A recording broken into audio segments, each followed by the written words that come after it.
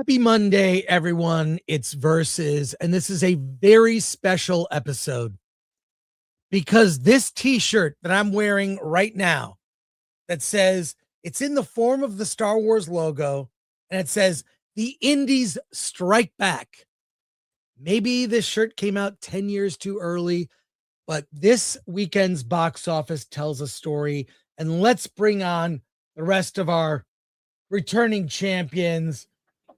Derek Anderson, the DA, Blaine from Criticless, Elaine from Nerd Cookies, the box office brawler, the Angry Badger, and my friend and yours, Alan Eng. I feel like I should have made a sound. Yeah, where's the bell? I know. Where's the bell? I got to get on it here. Hey everybody, this is crazy. This is a crazy day. How do we? Oh, it's too loud.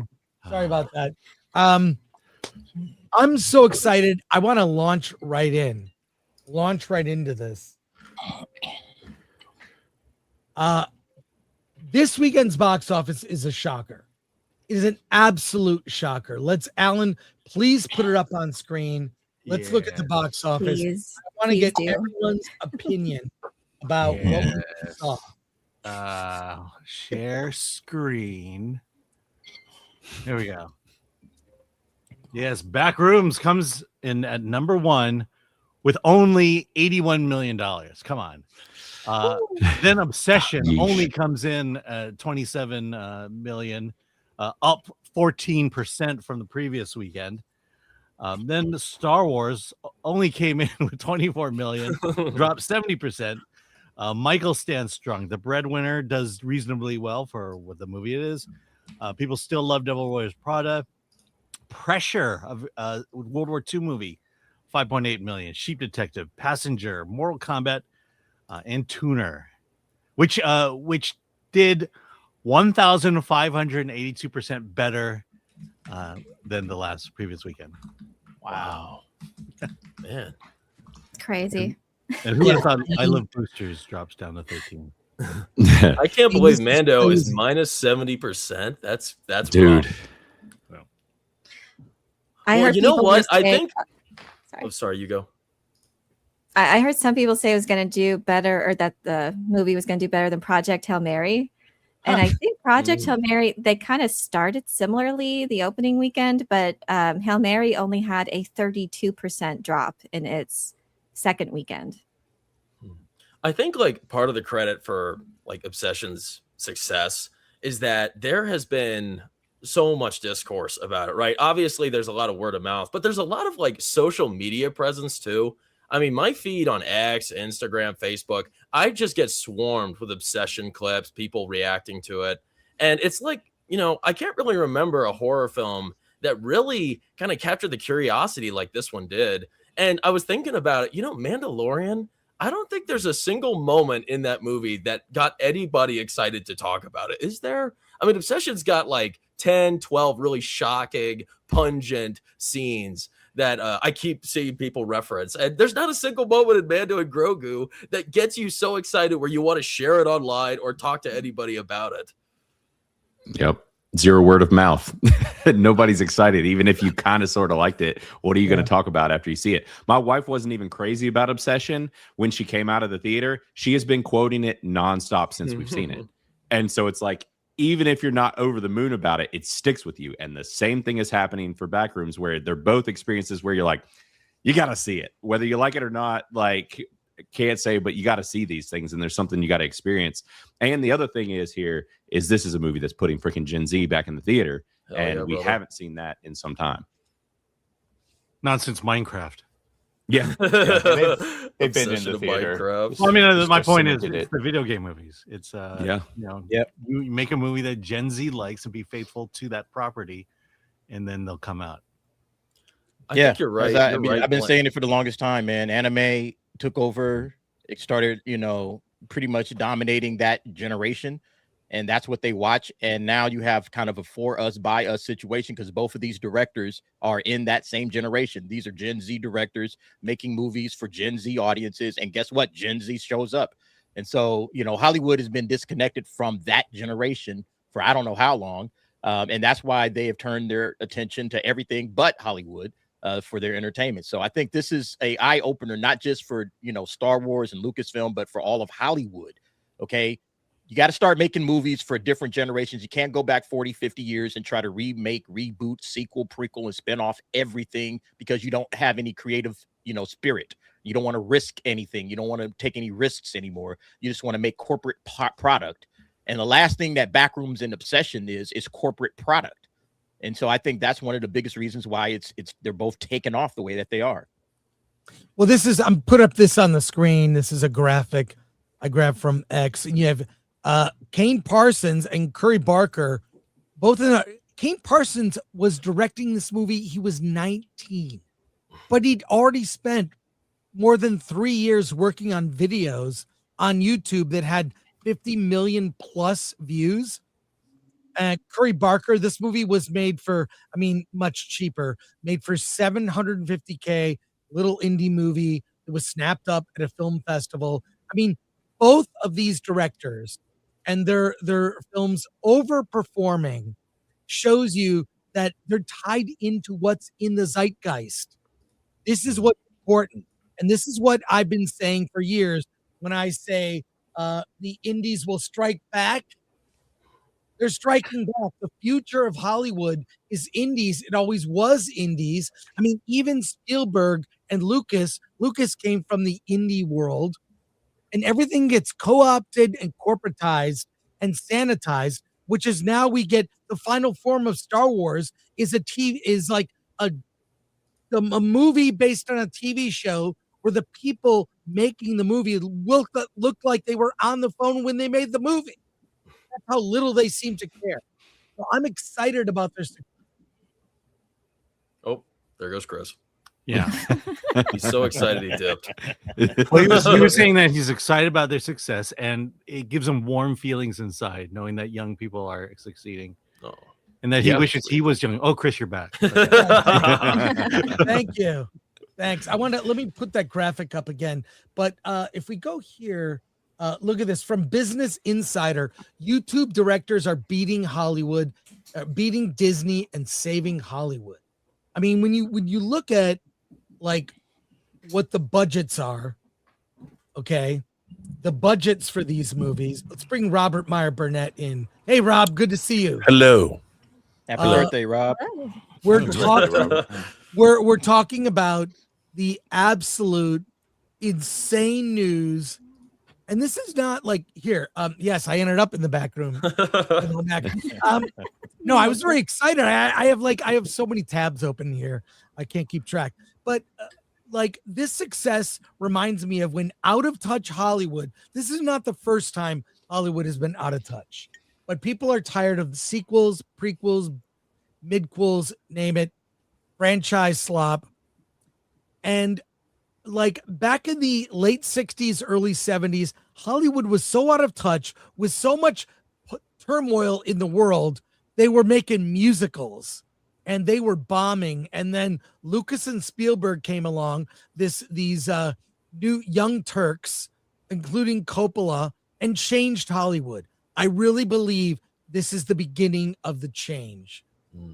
Any comments on this before Badger will read us the highlights of this story? Yeah, well, this goes to what I said all last year. Hollywood is not the dream anymore.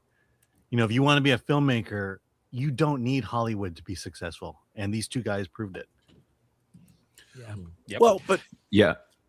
I was going to say, I saw an interesting thing, too. A bunch of people have been trying to say that, like, Kane Parsons didn't direct this movie. And everybody's like, oh, he's only 19 years old. There's no way he could have done this. There's no way he could have, pulled this off. And I saw Mark Duplass, who's also in the film, who's a big indie champion and does all sorts of things connected to indie stuff. And he basically came out and was like, no, they actually I think that part of why they brought me on was because I help a lot of these young directors and indie people and whatnot. And he was like, I didn't have to do anything. He's like, this dude took the wheel and ran with it. And that's what I think is kind of blowing everybody's minds is that these guys like both of these directors are learning to operate so well and so scrappy on these small budgets for these YouTube things that it's like they can't even fathom them pulling it off on a large scale. And this is the type of thing that I think that Hollywood is going to have they're having trouble processing, because these people are earning their skill set on a platform like YouTube.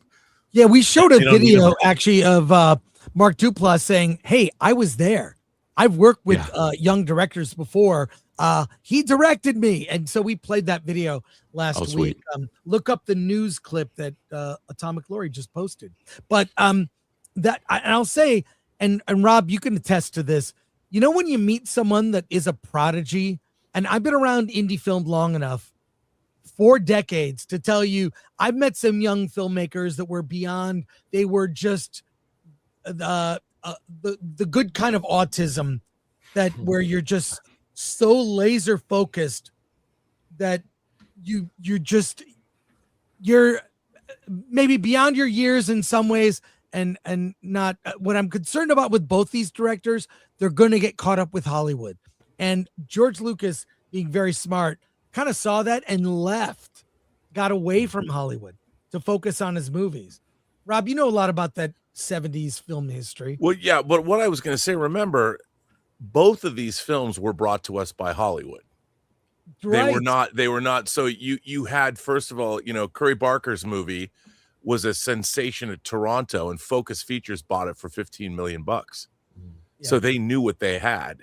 And then Backrooms, both, it's interesting because both Obsession was also a Blumhouse film, and then Backrooms was Atomic Monster, but Blumhouse and Atomic Monster have teamed up already. So you have the preeminent horror company that's made up of James Wan's Atomic Monster and Blumhouse bringing us both of these movies. So they knew. You know, they knew what they had. And in the case of Kane Pixels, he's been making these Backrooms movies he's been using YouTube as his venue to show them, but he's been making these films for basically 5 years.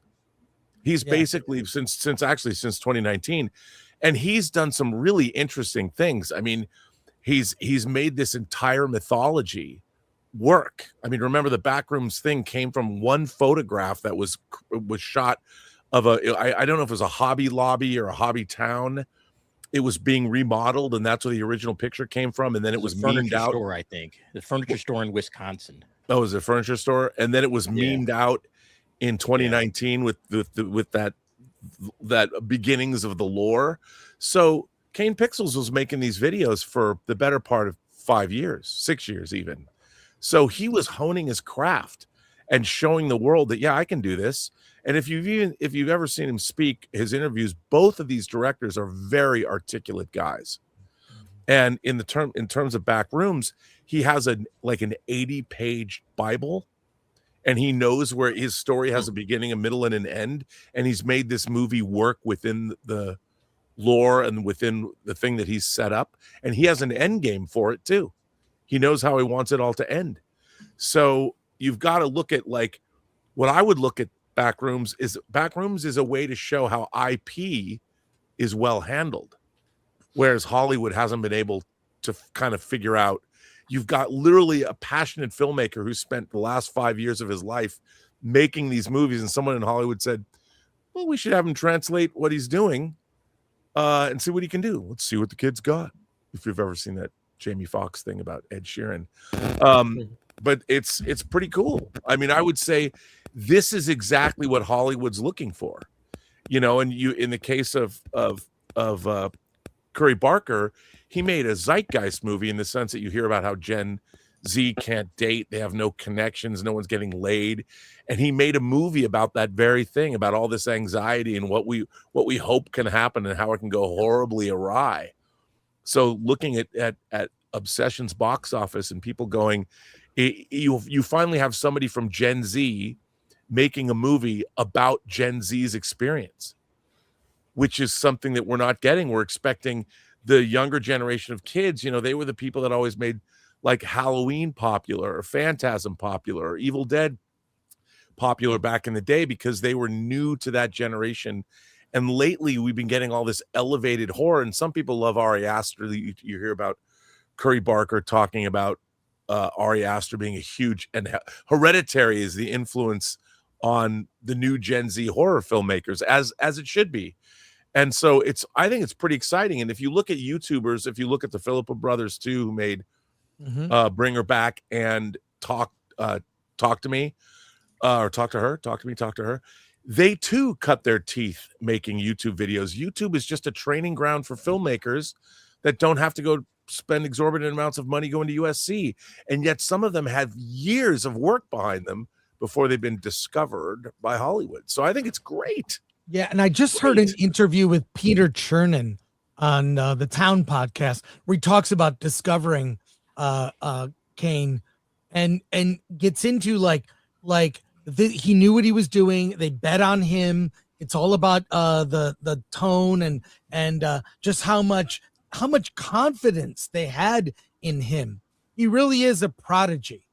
So yep. I'm excited. I'm excited because this proves that corporate slop, we don't like corporate slop. And shout out to you, quick aside, Rob, not only the snazzy sunglasses, but your trilogy of streams last week about Star Wars are required viewing. I watched all three and they were great. They were great. Well, thank you. So, I'm only wearing these because my readers broke my readers, and this is the last. I never use these, but they're reading glasses. But Chris, I really wanted also to say that there are other people in Hollywood, like producer Roy Lee, discovered Zach Kreger, and Zach Kreger began his career making comedy shorts and putting those up on YouTube as well. And then he wrote his script, and Roy Lee found Barbarian. So I would say that Barbarian should also fit in amongst the new wave of YouTubers. It's kind of not unlike what happened in France with all the critics that wrote for Cahiers du Cinema, like Truffaut and Godard, that then made the leap into filmmaking. So it's a really exciting time. I hope a lot of other brand new emerging filmmakers that have cut their teeth making videos, we're going to see a lot more of this. It could be a very exciting time to be alive in terms of being a film fan. And please put in the chat your suggestions for Rob's jazz band. It's a jazz trio. There. But no, I do believe this is a movement. This is definitely like a punk rock DIY. And what I love about this, because the screening I went to for Backrooms was packed. I mean, it was packed. Same with Obsession, actually. What I loved was, I might have been the oldest guy in the room. I don't care. I was definitely when I saw it. But what I loved was the enthusiasm with which it was being, you could feel the vibe in the room. People were loving it. Not everybody loves Backrooms. People have nitpicks and critiques. That's fine. But not knowing anything about the lore or anything about the YouTube videos, I went in, I felt like I could dive right in. I think a lot of that due to Chiwetel Ejiofor. I've always loved him as an actor. Me too. He's underestimated, and he gets you into the story. You feel for him, his therapist meetings. So not knowing anything, I loved it. And I think people who were into Backrooms before are loving it. What's in this story, Badger? Is there anything we haven't already said or been saying? It's basically everything you just said. Okay, good. But the point is of this story is people are acknowledging it. There are two big stories here. One is the collapse of franchises that audiences are tired of, and that is, and I'll agree with Gary has said this. Superhero movies aren't going away. They're going to make Spider-Man movies and Batman movies. They're the top two. But connected superhero universes may not survive.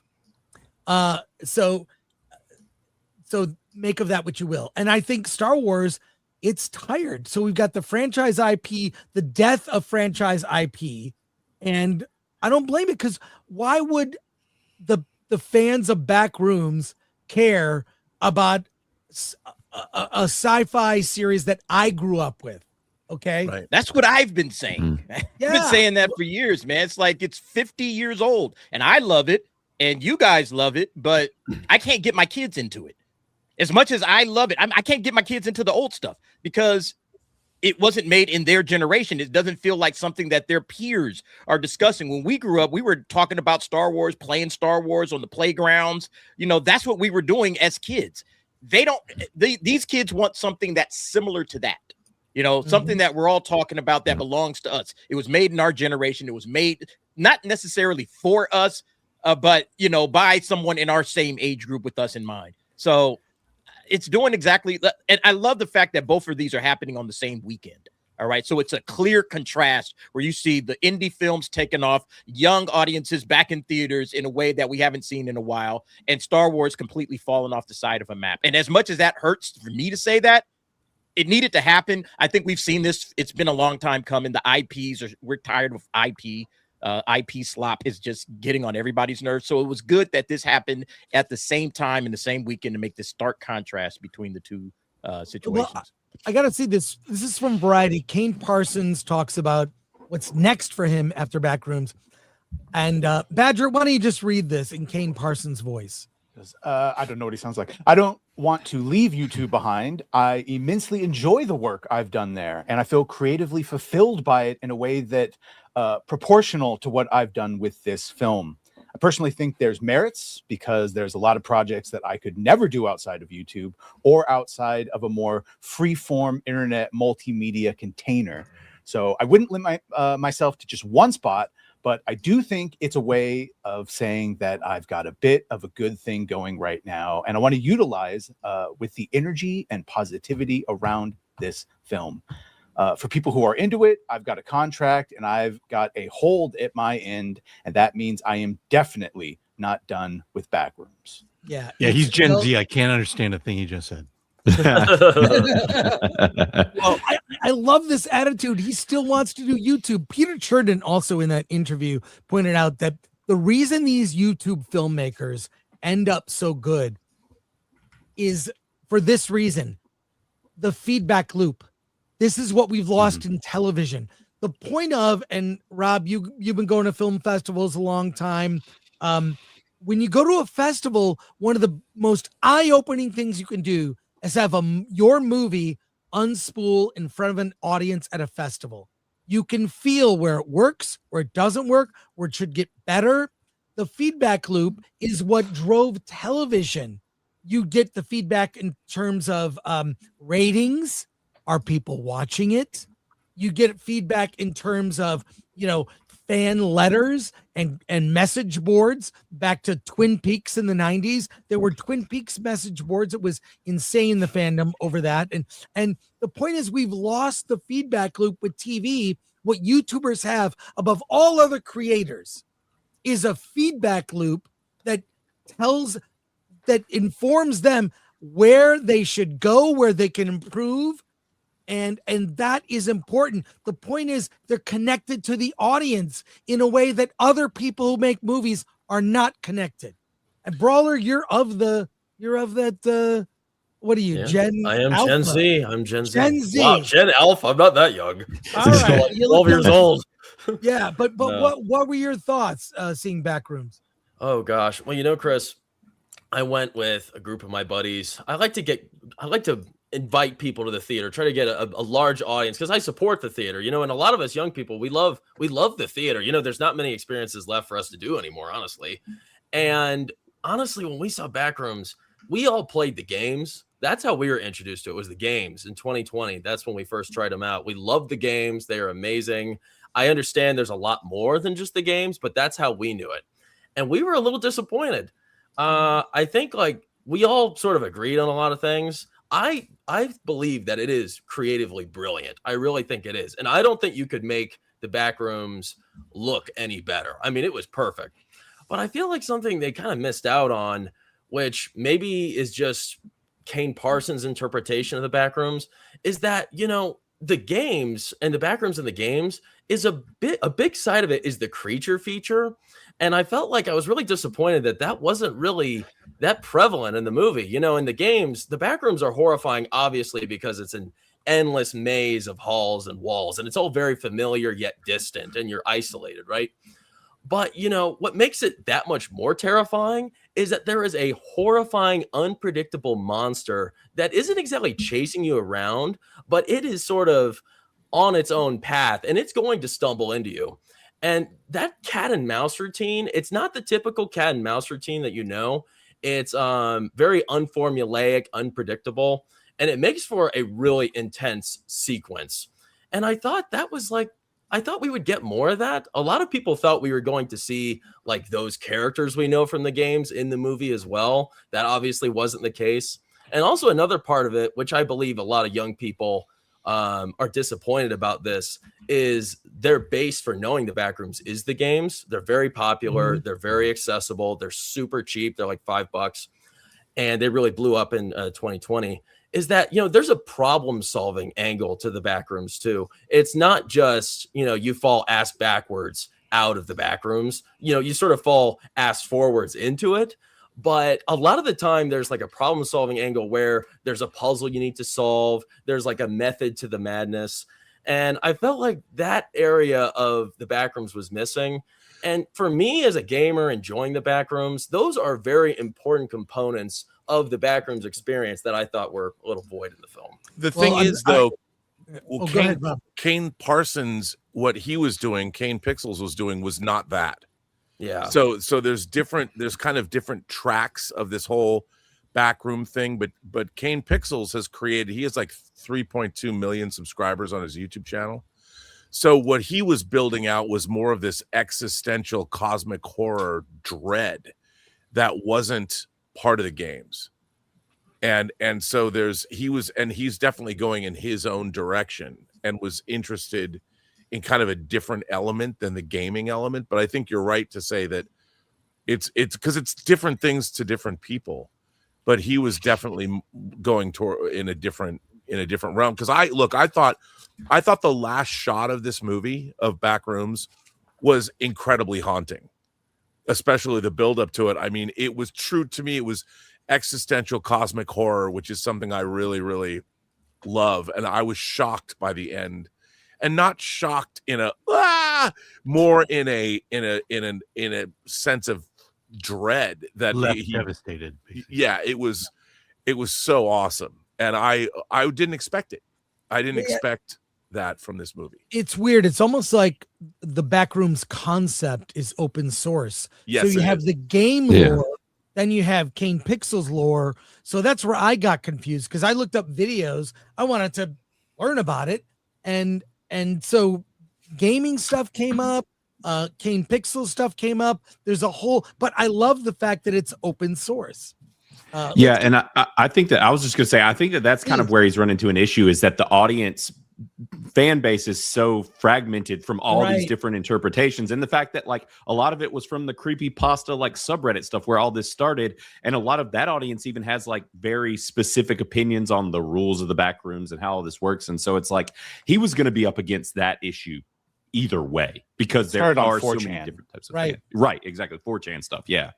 So there's so many different fan bases for it. He was going to deal with that component of people being like, oh, this isn't my Backrooms, because there are so many different versions of it. Well, there's also the legality of it. They had I watched a really interesting video about how do you, because you have to get the rights to this, but because the Backrooms idea it's a meme. It was originally a picture, but then it was literally the same picture with a little bit of an explanation underneath it. So nobody essentially owns the Backrooms, but in order to make a movie, you have to have ownership over the property.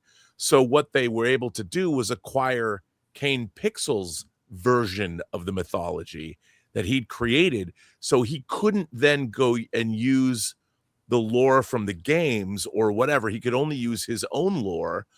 Otherwise, no one could own it.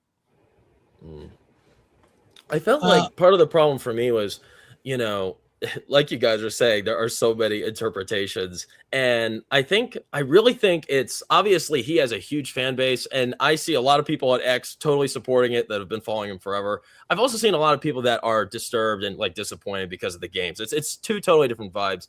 I felt like the marketing sort of suggested that this was going to be more of a horrifying experience.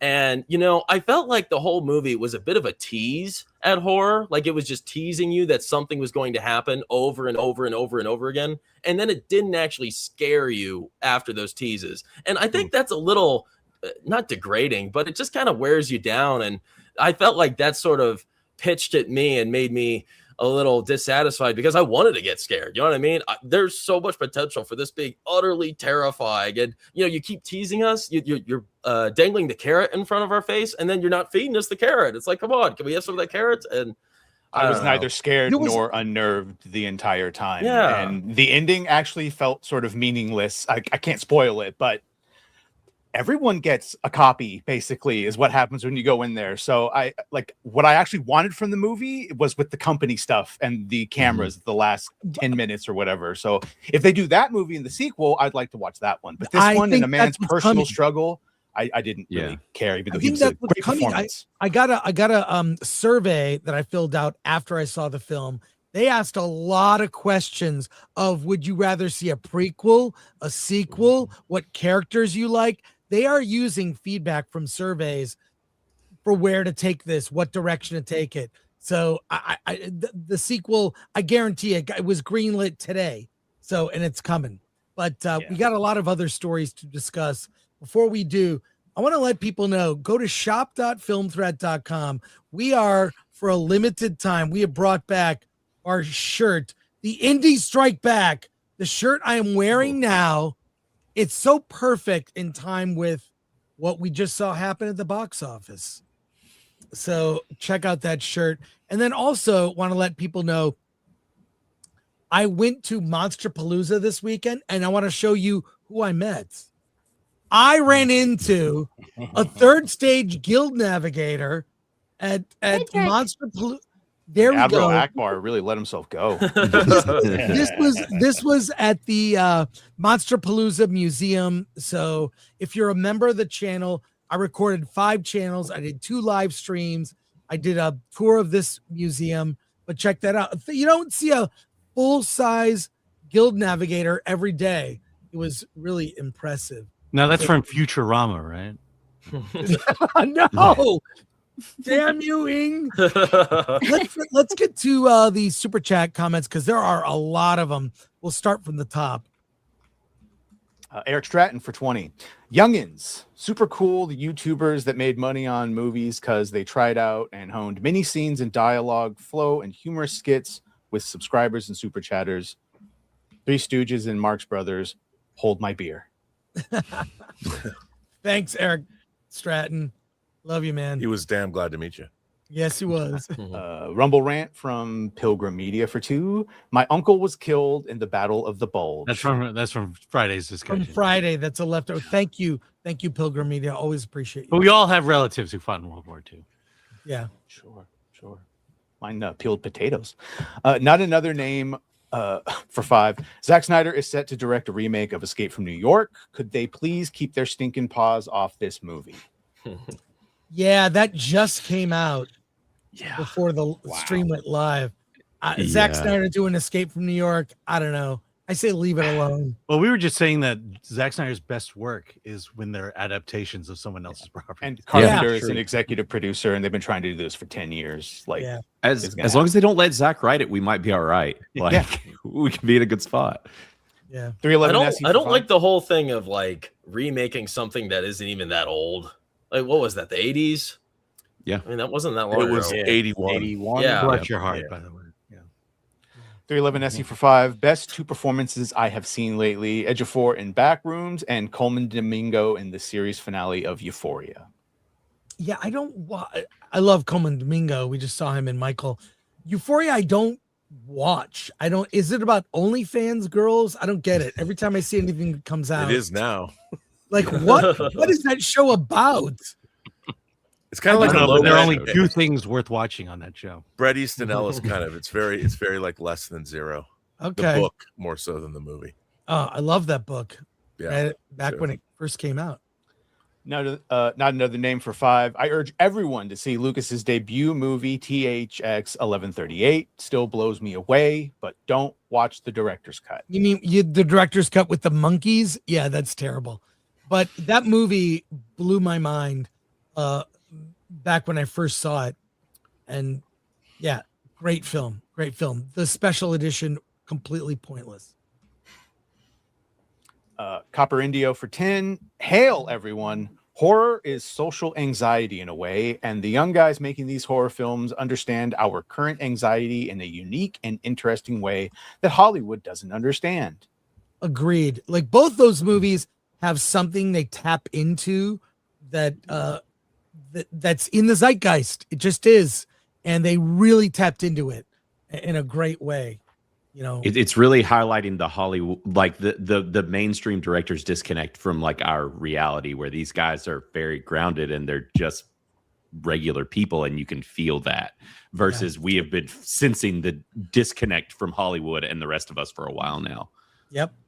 But you know, the thing about these two is that Hollywood, no one ever got rich in Hollywood following trends, and that's all Hollywood does now. Yeah. You have to set trends, and these guys did that. You know, they came out and they made, and I would say Zack Kreger did, the Philippou brothers did as well. And it makes sense when you're on YouTube, like you were saying, Chris. People are giving you immediate feedback, and Markiplier also betting on himself making Iron Lung, which was an adaptation of an indie. So it was an indie video game adapted by an indie game, you know, independent person on YouTube that covered gaming. And he loved this indie game, so he adapted it using his own money. Yeah. I mean, it's pretty amazing. I didn't love the movie, but still, he did it. I think there's something to be said by those young filmmakers who are hungry. They have skin in the game, so they want to pour their blood, sweat, and tears into the project to make it succeed. And that's where your Spielbergs came from, and all these. That's where they started. And just pouring everything they have and hoping that it succeeds. And you just, I guess, once you get to a certain point, when you've achieved all that success, and maybe just stagnation comes in and you get too comfortable. And I don't know, just that hunger isn't there anymore, to that drive, that passion to create something. Because maybe the risk just isn't the same anymore. And that risk probably should be there to make them work hard, to be that much more passionate and make sure that they tell a good story. And so I think that's just something that continues to plague successful filmmakers once they reach a certain point. I don't know, or they just don't have that same hunger anymore. Yeah, Favreau. I respect Favreau as a filmmaker, but it felt the whole movie just felt where the Skibbity Toilet is going to come. Michael Bay, That right? That movie is coming. I predicted that would be a movie. Like I'll still see it. Yeah. Andrew Cram gifted 1 Film Threat membership. Thank you, Andrew. Doc Possum, member for 21 months. Indy Navarrete should get an Oscar nomination. She could. She could, yeah. She's Maybe good. best In the wake of actress. Amy Madigan, you know, she could get an Oscar nomination. Yeah. Mm. The 1A Train for 20. Forgive the randomness, but Spielberg is on the latest rewatchables talking about 2001: A Space Odyssey. Started awkward, but once they got rolling, it was awesome. Cool seeing Spielberg clearly geeking out on a movie he loves. Oh, I'll have to listen to that. That's great. It's great to see him on this big tour, you know, going on these YouTube shows and being interviewed, and because he's trying to find that new audience for himself. Yeah. We'll talk about Disclosure Day. I've seen it.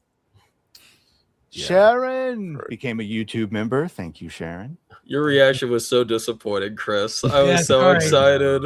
I was gonna- yeah. That's why you don't get 311 for invited 5. to premieres. Yeah, I didn't get invited to anything. Once you go flat, you never globe back. I don't know what that's in reference to, but Probably my shirt. Flat.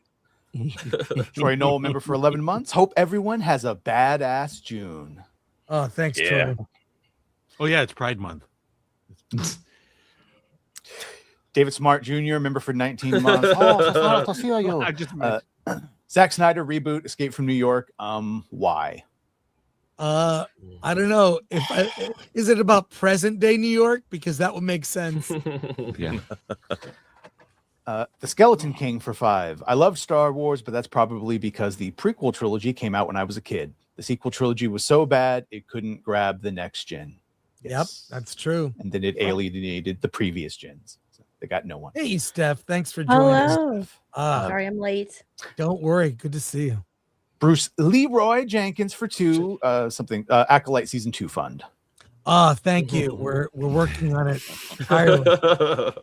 Rob Lego Patriot for $9.99. Film Threat, the best panel show out there. Always look forward to it. Thank you, Rob. Appreciate you. Royston Bailey for 2. Rob was Gen X explaining the Backrooms film. Yes. I love that Gen X explaining. That's a new term. I love it, Roy. That's great. For another 2, Royston, I'd love to see some SCP films. That's it's the SCP is the larger creepypasta, all the different things that fall underneath that umbrella. You down with SCP? I'm sorry. Pilgrim Media for 2. I feel sorry for Sigourney Weaver. Don't, because she took the paycheck and she knew what she was doing. She got paid. She got paid.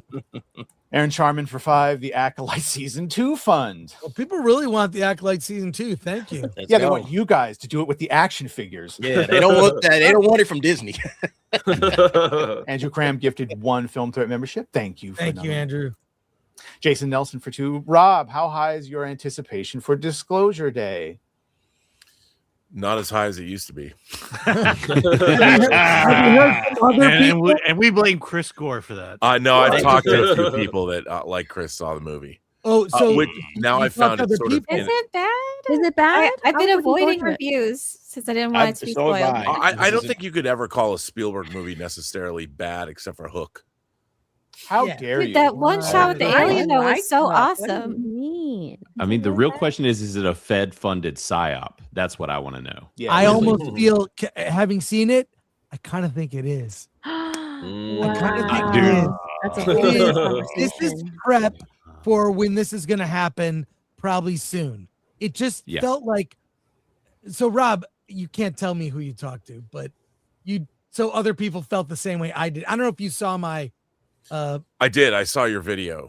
Yeah. I guess it's I think I thought it was going to be a lot more than apparently it turned out to be in terms of the story that the movie's telling.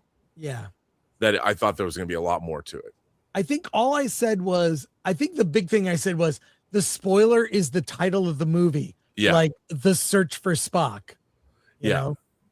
I You're mean, gonna I'm see so Spock. tired. Look, as a kid who was reading books about the Bermuda Triangle and spontaneous human combustion and UFOs, I actually, when I was a kid, I read a story about a pilot who saw a UFO that was actually my dad's best friend.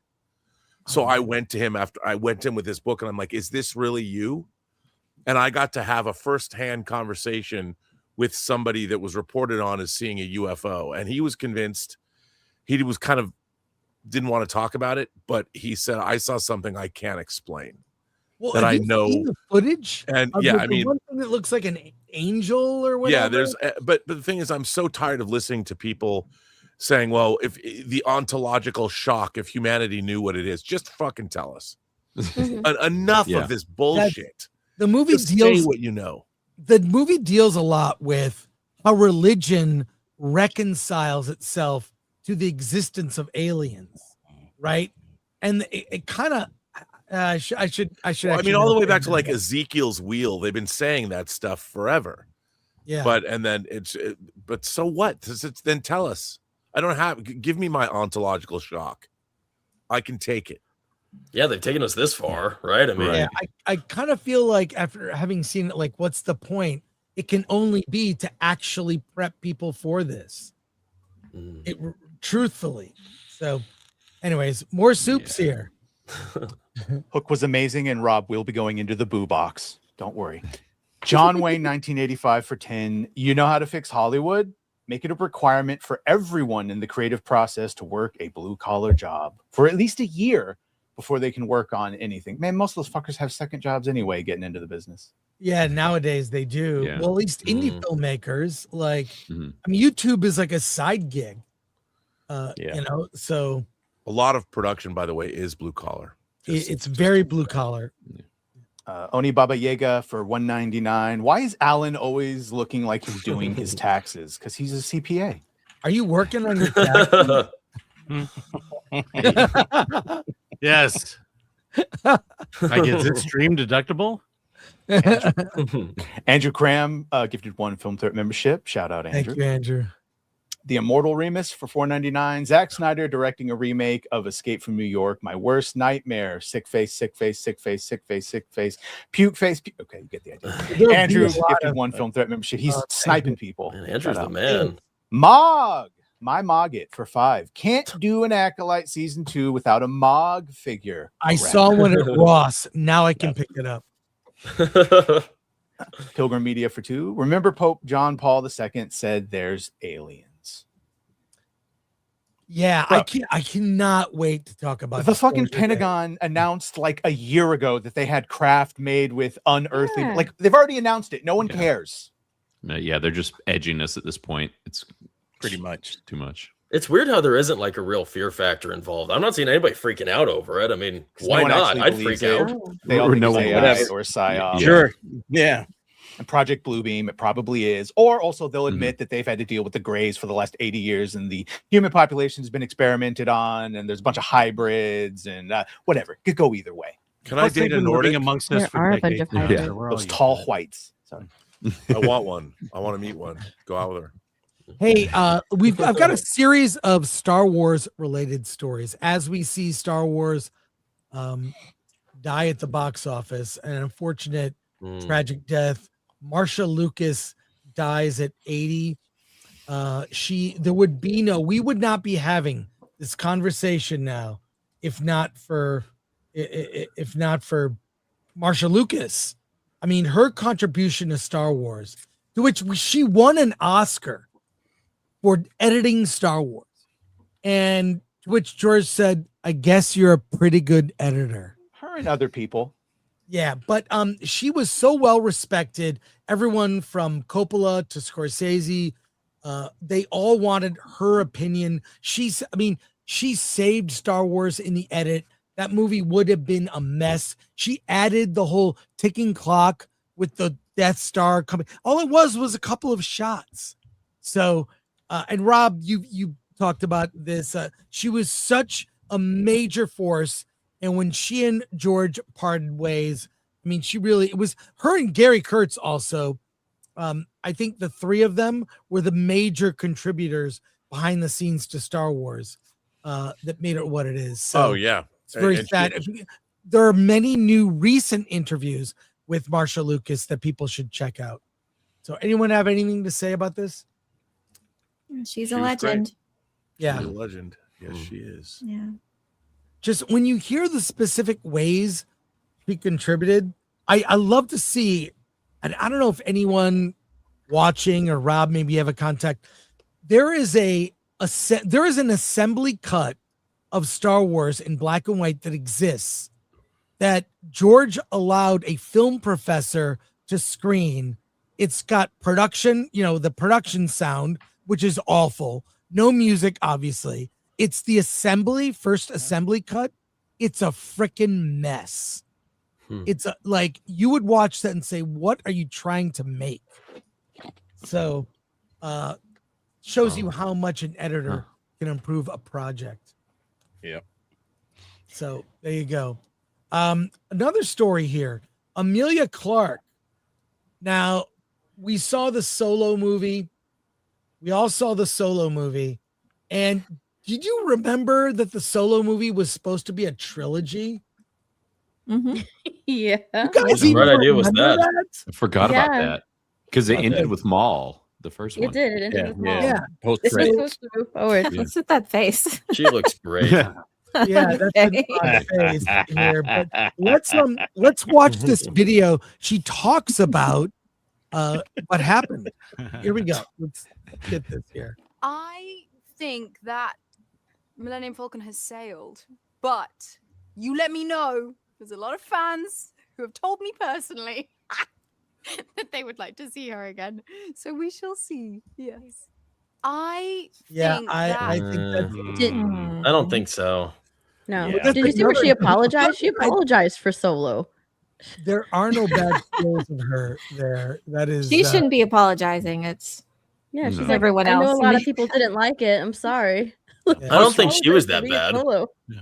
Plus, rule number one of getting an autograph is tell them that you wish their character was going to be in another movie. True. Right. True. There you go. Some other news here related. You will not believe this. You won't believe this one. Luke Skywalker's daddy issues. You might have, maybe you saw this. And this is not AI. So, This you got to see this. Jerry's still alive young doing the man show. from a galaxy far, far, far away has come to us because everyone in his life has told him a different story about who his father is. Please welcome Luke, everybody. Oh my goodness. Wow. Luke, welcome. You look The aliens tired. in the audience. Jerry, I came here straight from a swamp. A swamp? I'm supposed to be training right now. My instructor is a tiny green man named YODA, and he's going to be furious. But Jerry, I'm just tired. I'm tired of being lied to. Everyone who's supposed to take care of me has told me a different story about my dad. Tell us about it. Who raised you? My Uncle Owen on a moisture farm. A moisture farm? It's a whole industry, Jerry. And what did Uncle Owen tell you about your father? He said my dad was a navigator on a spice freighter. A spice freighter. Yeah, a spice freighter. And every time I asked follow-up questions, he'd get real quiet and told me to go clean a droid. That's not normal grief behavior, Jerry. That's a man hiding something. So who tells you different? So Uncle Owen and Aunt Beru get killed by stormtroopers. I'm so sorry. Thank you. I'm still processing it all. And right before that, I meet an old family friend, an old hermit named Ben Kenobi, who lives in a cave near our farm. And Ben tells me, get this, that my dad was a Jedi Knight. Not a navigator, a Jedi. And he was his best friend. Quite an upgrade. Right? And then he tells me my father was betrayed and murdered by another Jedi who turned evil. He looks like a psychopath. Darth Vader. Well, Luke. It's a trap! Speaking of Darth Vader, give him a hand, everybody. Darth Vader, come on out! What? Oh, man. Why's it got to end now? And look, wait, to make matters worse, you won't believe this video. This news story just dropped. I can't believe I'm sharing this right now. You have to see real quick. Look at this. Let's look at this. Wait, I had to. President Donald Trump revealed that he is, in fact, Hamill's father. According to White House insiders, Trump was in the process of negotiating a trade deal with Cloud City officials on the gas giant Bespin. He was closing in on a tremendous deal to secure Tabana gas for America's strategic reserves. Suddenly, Hamill burst into the room and began confronting Mr. Trump, calling him names like Space Hitler and Space Voldemort. The shocking revelations about Hamill's parentage followed, and we've obtained exclusive footage of that confrontation. I'll never join you! The liberal media never told you what happened to your father. They told me enough. They told me your COVID policies killed him. No, I am your father. No! No! That's not true! That's misinformation! Search your Twitter feed. You know it to be true. No! Do not want! In the days following the shocking moment, That's justice. Trump needs to be his dad. Yeah, there you go. There is zero excuse not to just do a Luke Skywalker TV show. The Adventures of Luke Skywalker, Yeah. Disney Plus. Why recast Luke? That's what you do. What happened between after Jedi and up to whatever. Sebastian Stan, man. Yeah.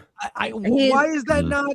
He's too old and caught up at this He's point. too No, old now. get the younger guy. Back Just down put with that. younger, like they could have had it. It's called digital prosthetics. No, he's We'll not just too take old, James I don't Does that ever Cameron's. look good? You don't even. Or you can have- just hire someone younger. Save yourself some money. Yeah. just get someone younger.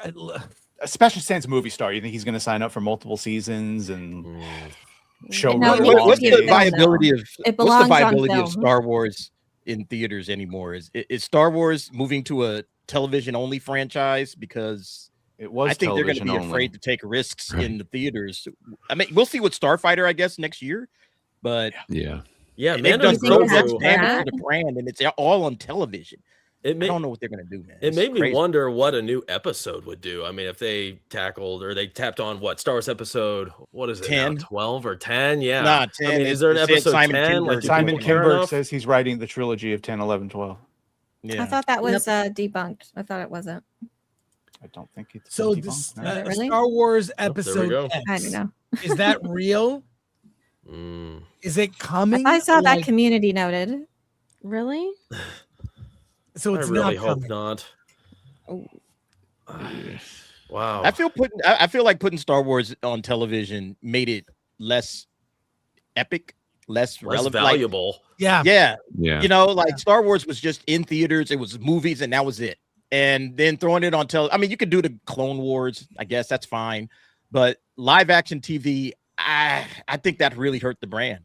You know, I mean, that's because what they you did had to with wait for these MCU. Star Wars movies to come out. You had to wait 3 years in between, and then you had to wait another couple of, like 16 years.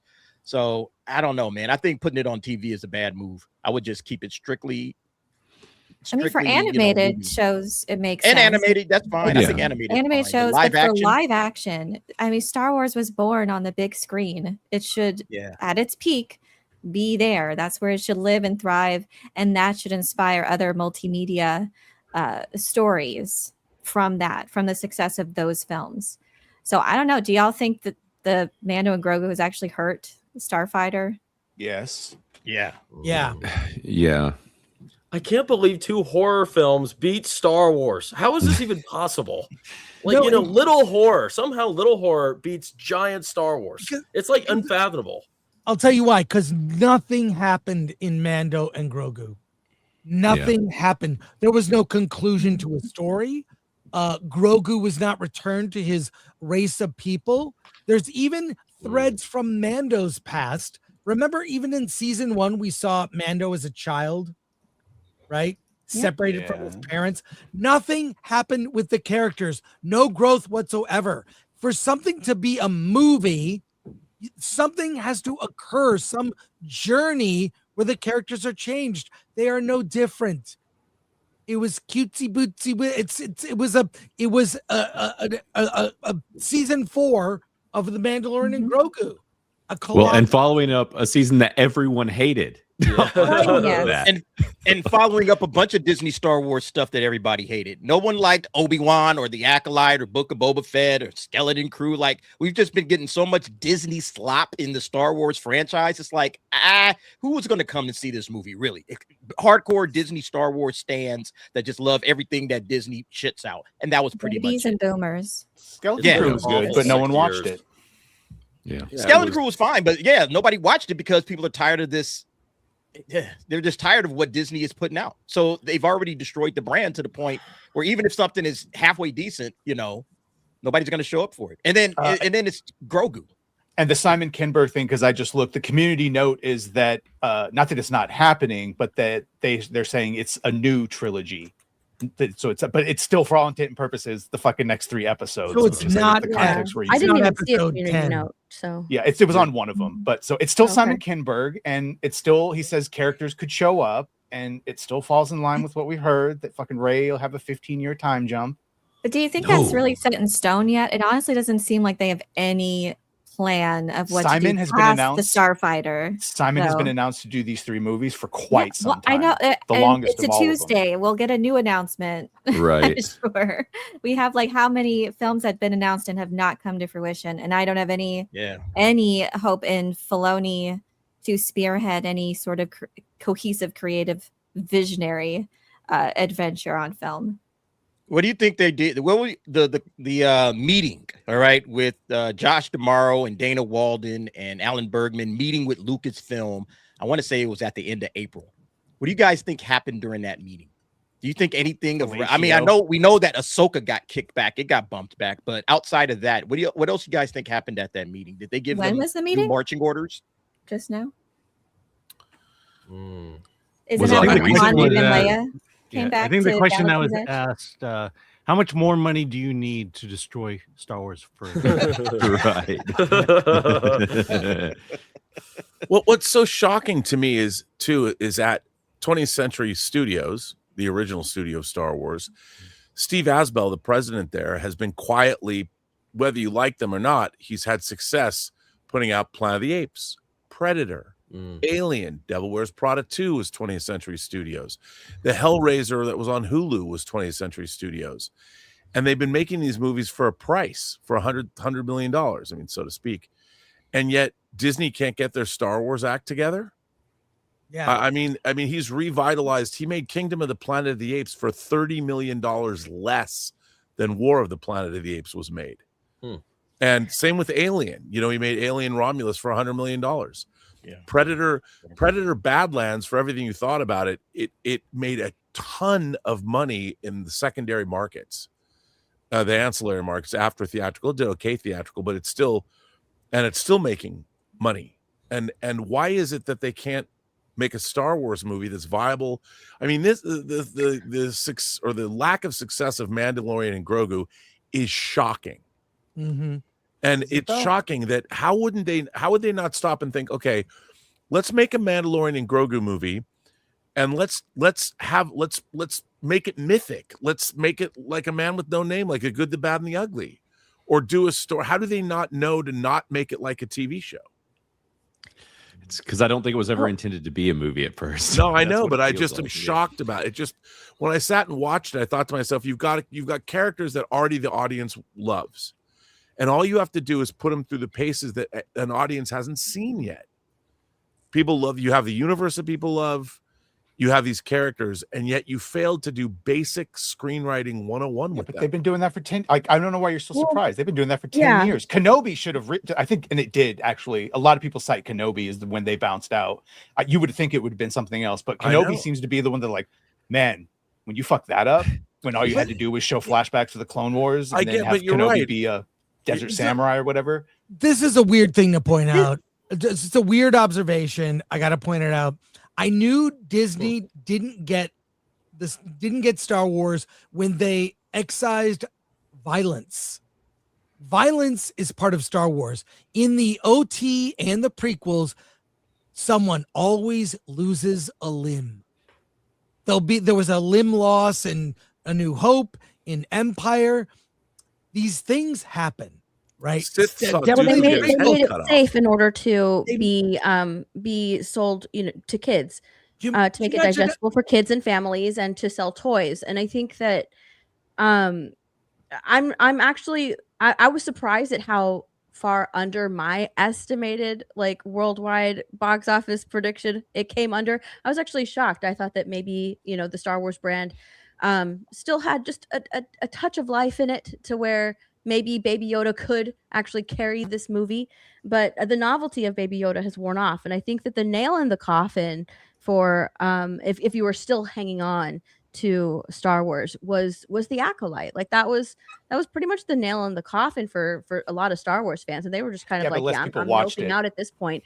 But what they failed to do was make movies and television shows for actual Star Wars fans, without trying to think that they could do better than the creator of Star Wars, without trying to change things, make things safer, change the lore, think that they could do something better, and think that they actually had the creativity to create something better, and it was lacking. And instead of giving shows to actual Star Wars fans, they pandered to this new audience. They tried to change the brand. So it's no surprise that this movie is just not doing well. Now, I watched The Mandalorian, season 1, and I actually went into it with relatively high expectations, and it delivered. I was actually excited to watch something that truly felt original. But then the next 2 seasons were or the next, like season 2 was really bad. Didn't even watch the one after that one.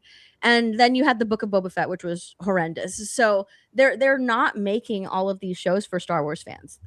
They're making them for themselves. They're making just for clarification. projects to sell toys. Go ahead, just real quick, because before Please. we move on, when she said that they dumbed down the violence so they could sell toys to kids, I used to have an Anakin Skywalker from Attack of the Clones that had a detachable arm so you could mimic his dismemberment. They had it dialed in. Let me ask you a question. But this is Disney now, though. Like Disney, it's under Also, the Disney girl brands umbrella. don't have violence, right? So it is Disney-fied now. Let me ask a question. How differently would you feel about Rey as a character if at the end of Force Awakens, Kylo Ren chopped off her arms and legs? Ooh, she'd be so much more She lovable. lost Right. all of her limbs, got robot limbs, had to fight back to get her comeuppance in a third film. And it's about, and episode 2 is about her journey. And when the series came out, Chris, I thought that's what was going to happen. I literally thought that was what's going to happen. If they did, but they wouldn't do it. Yeah, had Luke been her Jedi Master, it would have been fine. Would they not do that to a female character, put her through the similar struggles as Luke? She sidelined Finn.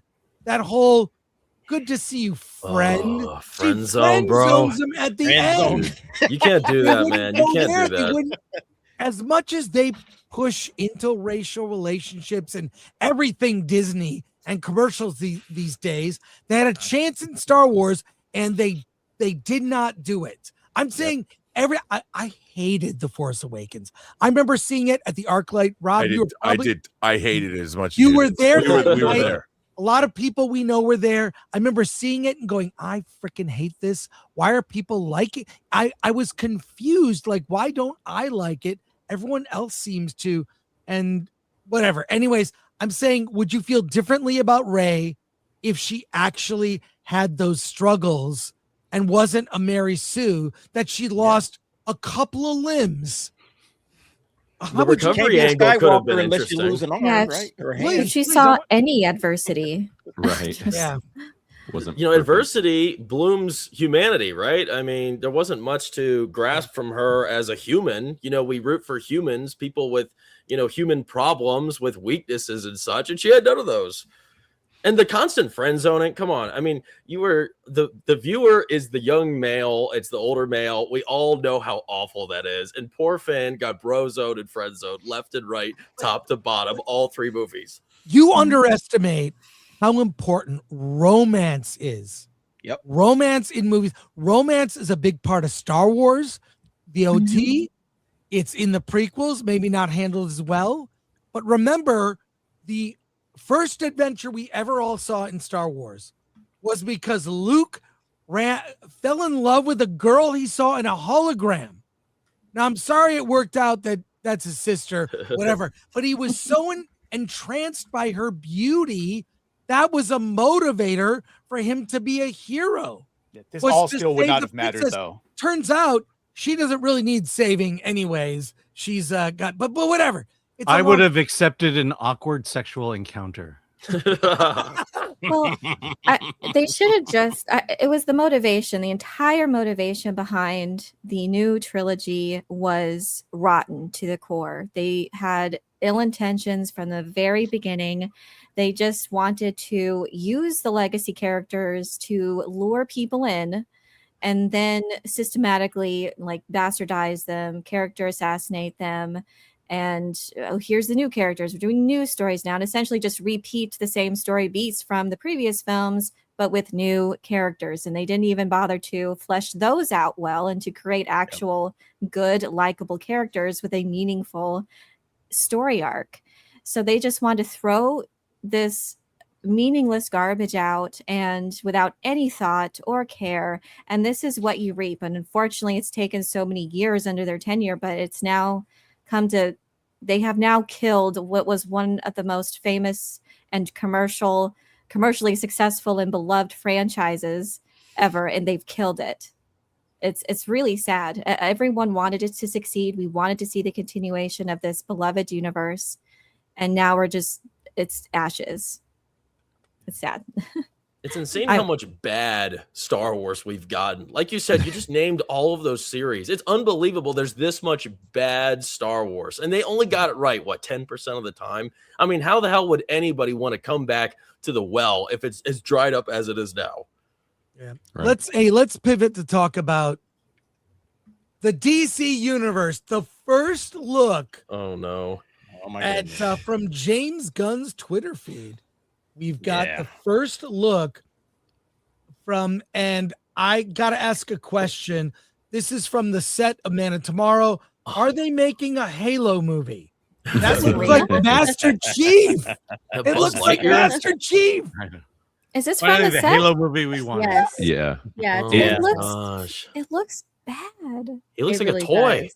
It is technically comic accurate. Like it kind of looks like the one from the comic that he's pulling from, but it does look like a freaking toy. It looks like it was like copy pasted. The image was like of him was copy pasted into the set. It doesn't look like he's actually there, or is it just me? I don't know. I think Grok generated this. It's practical. He said it's exactly what I was expecting. It's the fucking Hammer of Baravia armor in at least it's green and purple.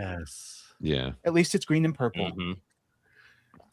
Well, I don't know. It just looks like it was moved on to the set by a. Is he gonna I wear think the that same thing thing? I've been thinking, man. This universe is cooked.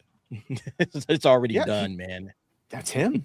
That's Yeah, him that's wearing him. it. He's in it. Yeah, Nicholas he's in Holt's it. Yeah, he's in there. Yeah.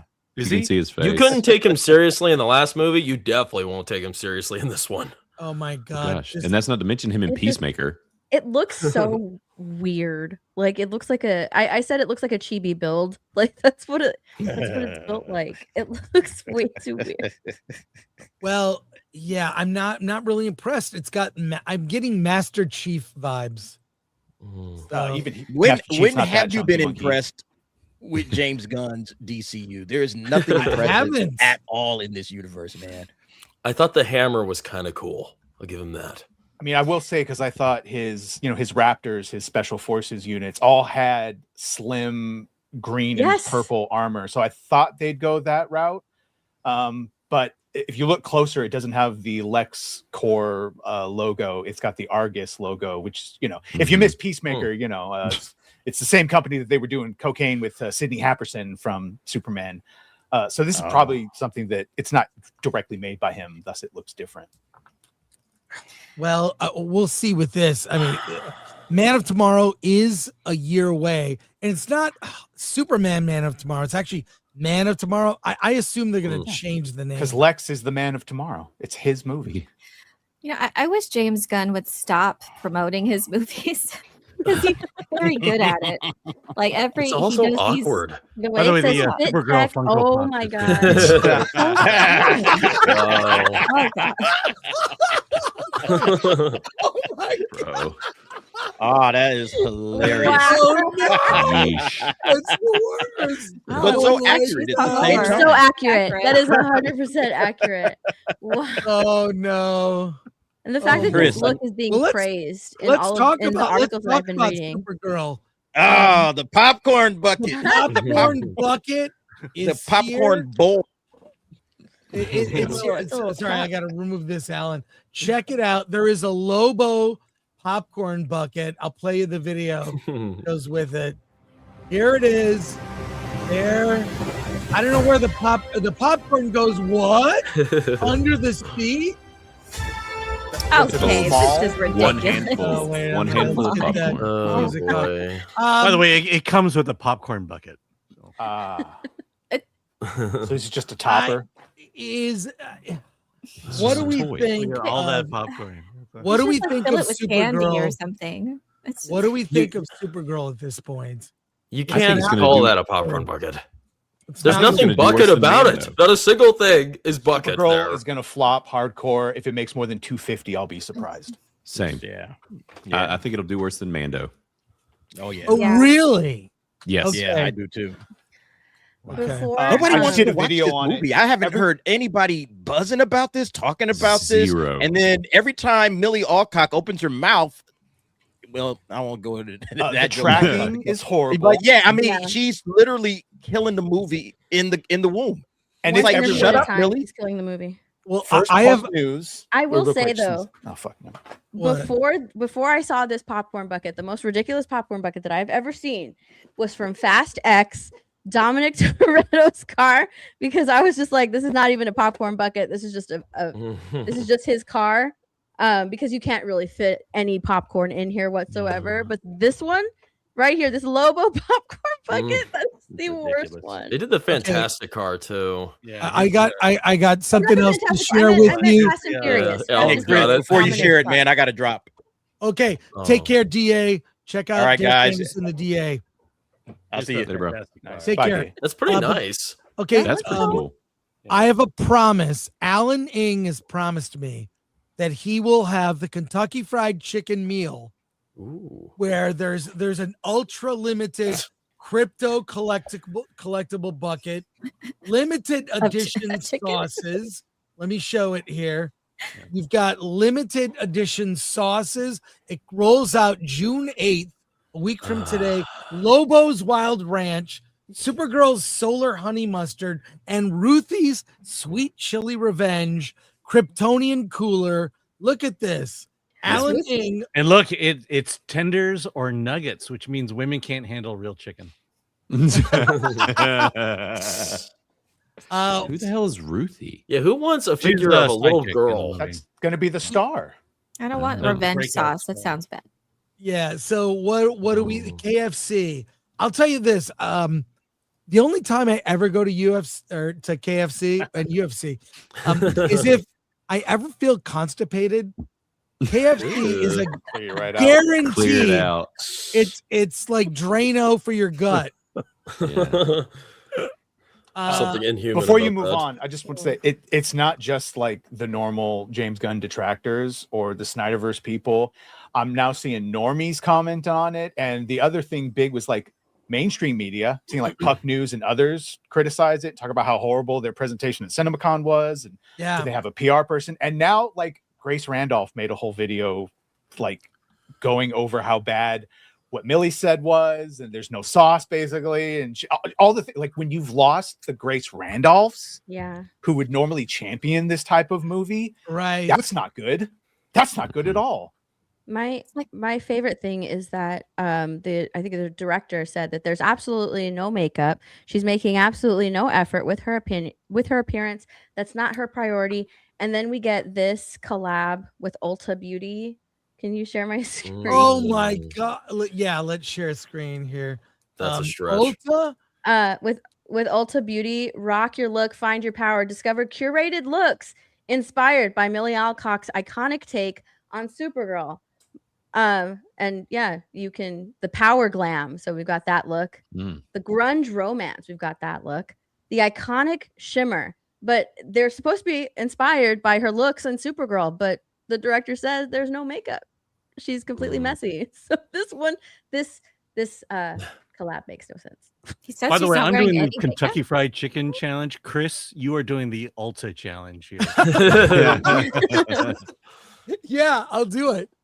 Oh my god. A grunge Supergirl is what. Oh my god. Can Alan eat the KFC on the stream and not use the bathroom?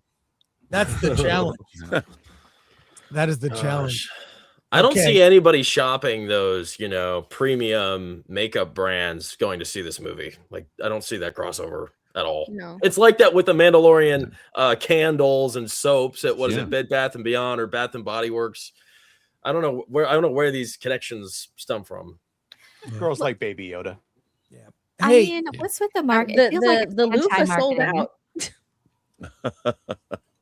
I feel like if there hasn't been any marketing, Baby it Yoda loofah sold better out. Yeah. in a better position. I was curious about the movie, but then the more things come out, it's like, nah, I'm all enthusiasm that I may have had, what little I had is gone. It's like if they didn't do anything, it would be better.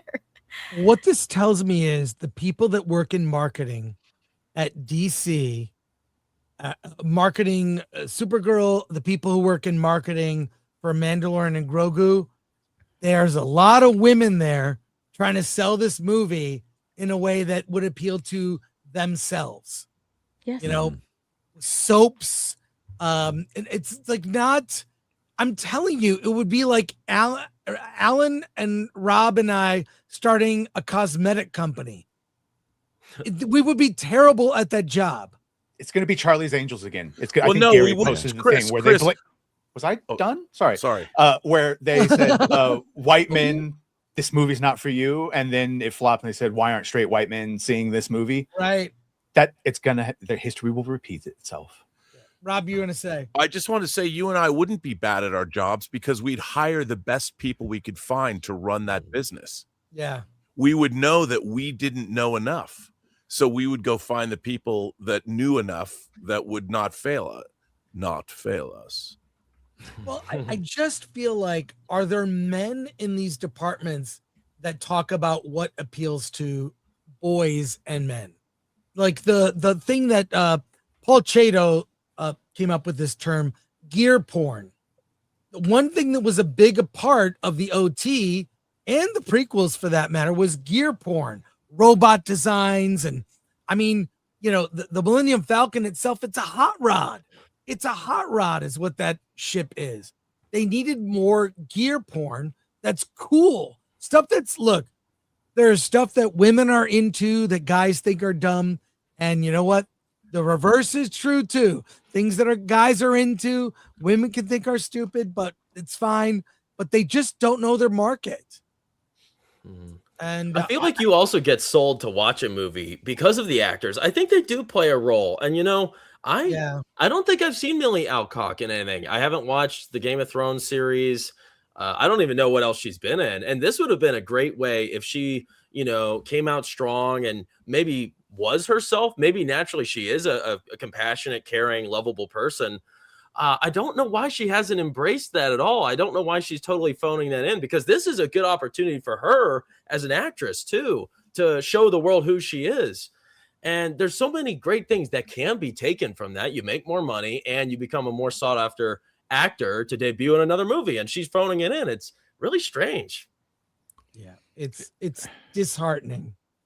It's disheartening to say the least. Hey, Zack Snyder is tackling a reimagining of John Carpenter's Escape from New York, which I actually think there's a great way to do a remake of that story with a new, although I think Kurt Russell, couldn't he just play the role?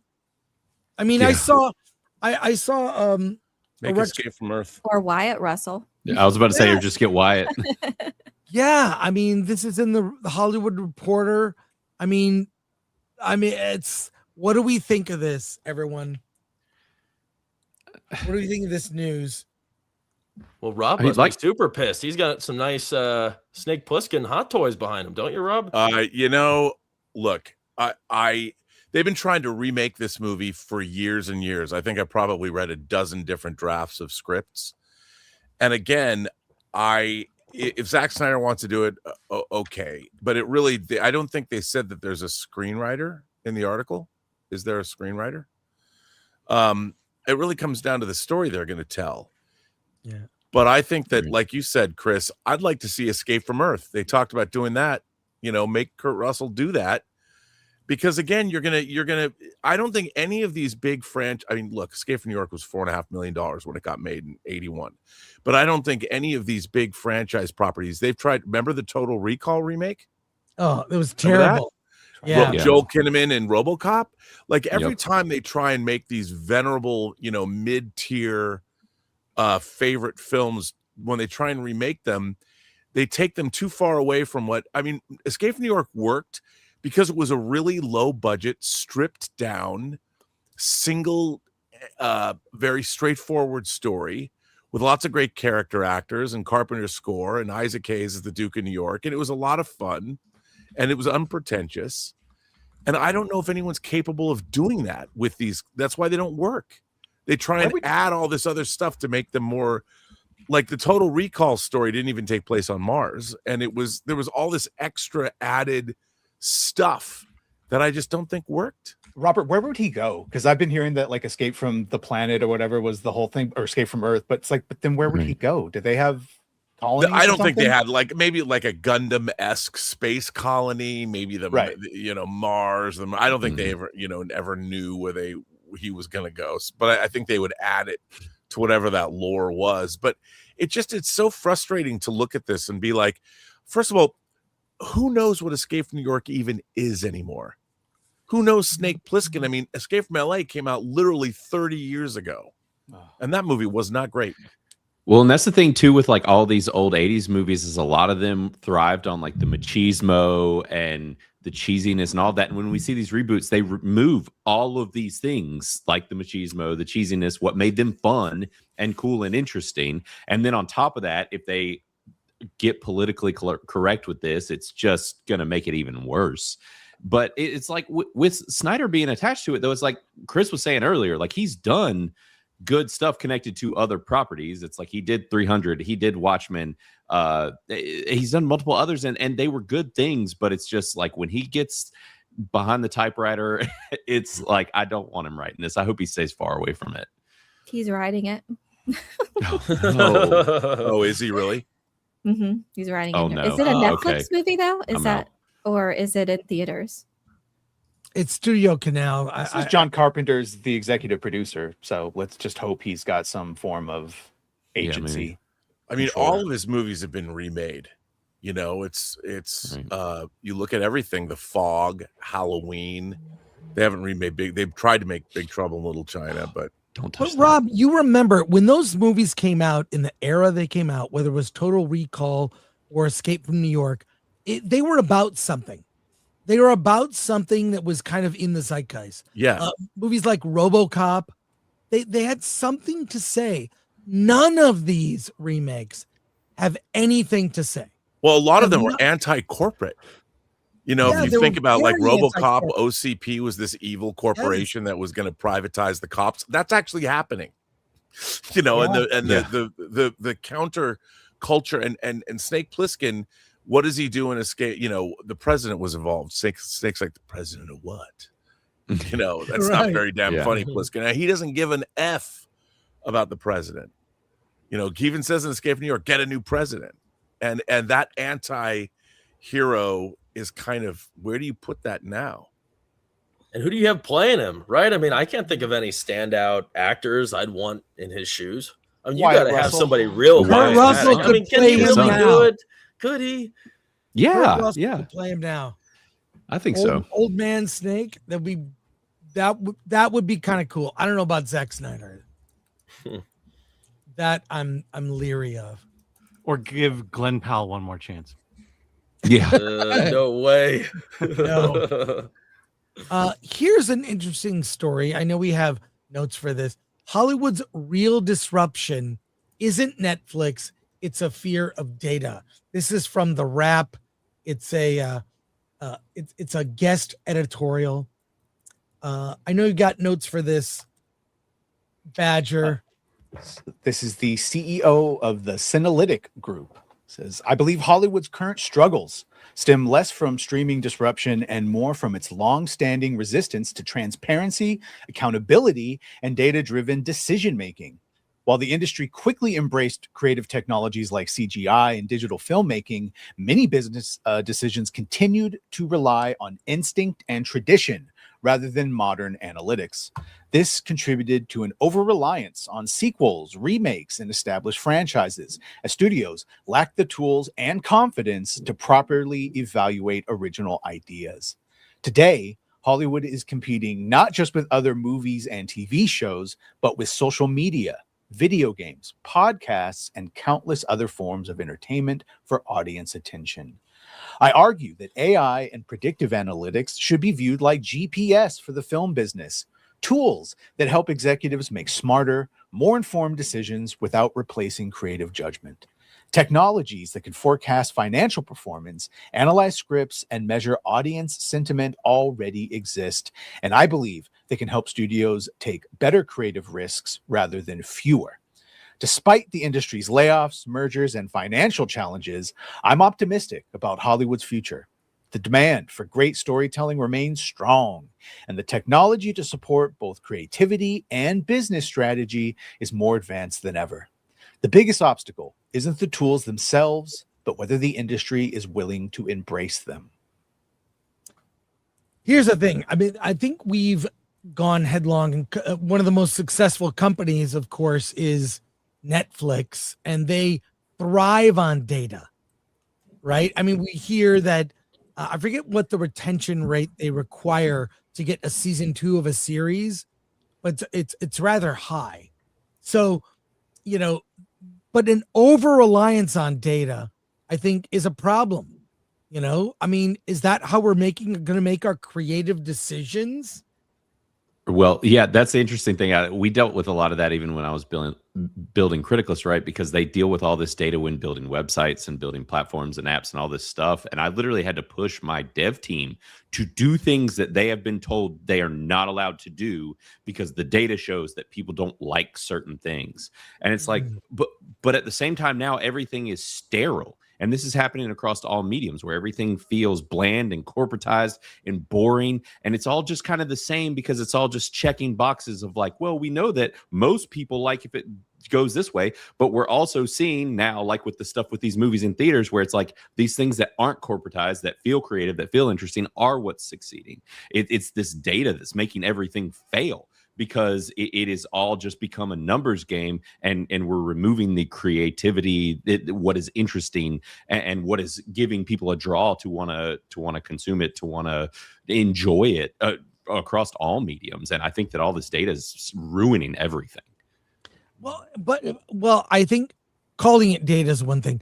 I do think that feedback is like oxygen for creatives.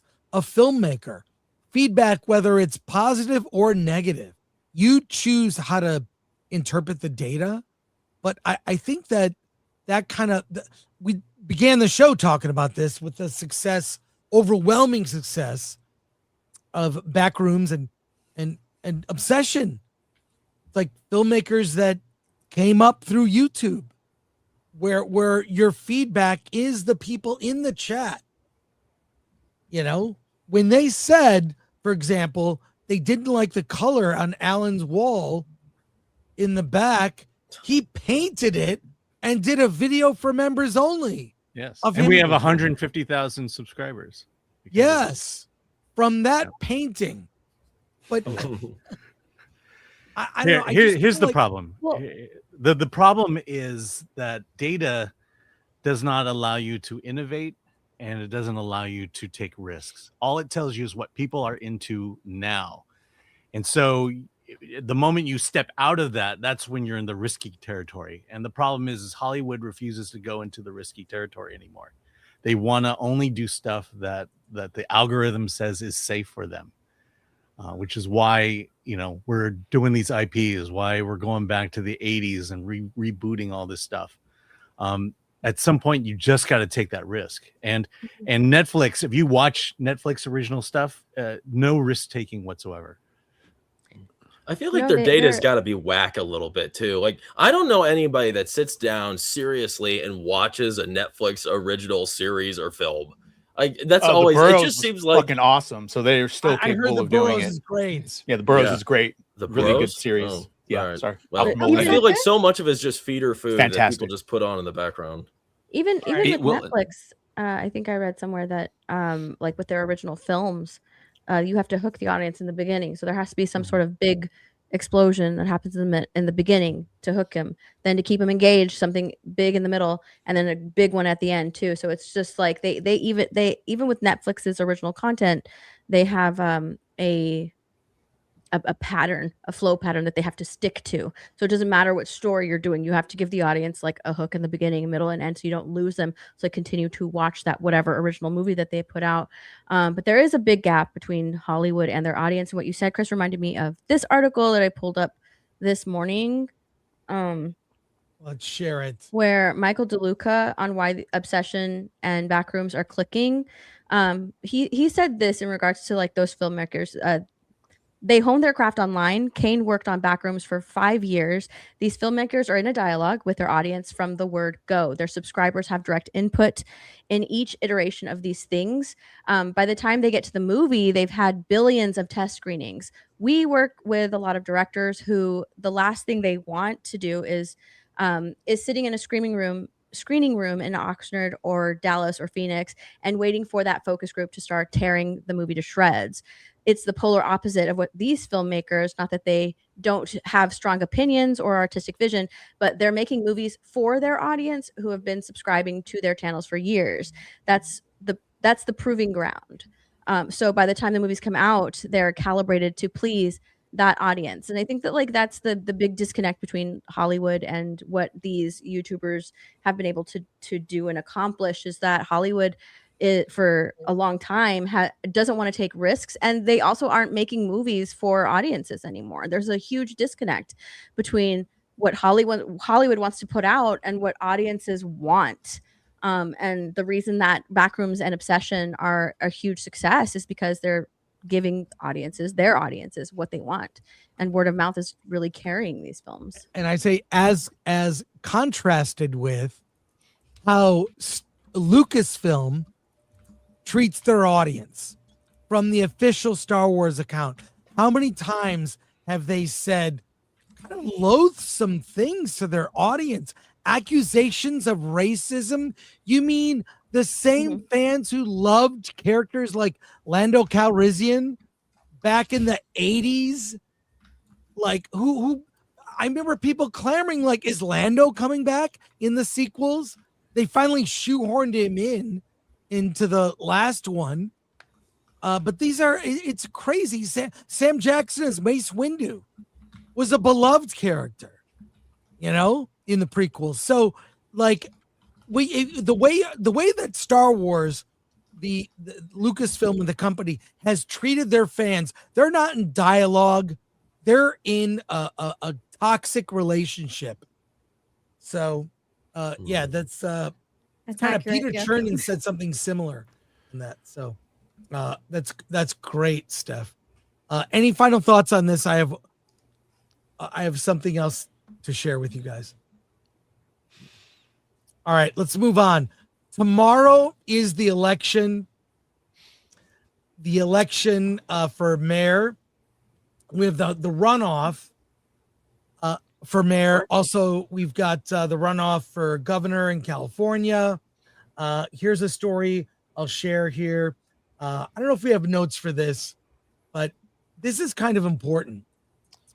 This is here it is. How LA's fight for its entertainment future may tilt a tight city election. Do we have notes for this? I'm not sure. Yeah, I don't know if you want me to read all of them because it goes through what each. Go through it basically. Okay.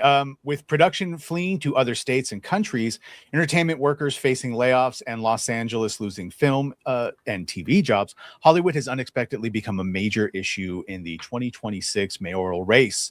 All three candidates agreeing production needs to stay in Los Angeles, but they differ on how to accomplish that. So Karen Bass argues that the city's biggest problem isn't a lack of interest from studios, but government bureaucracy that slows productions down.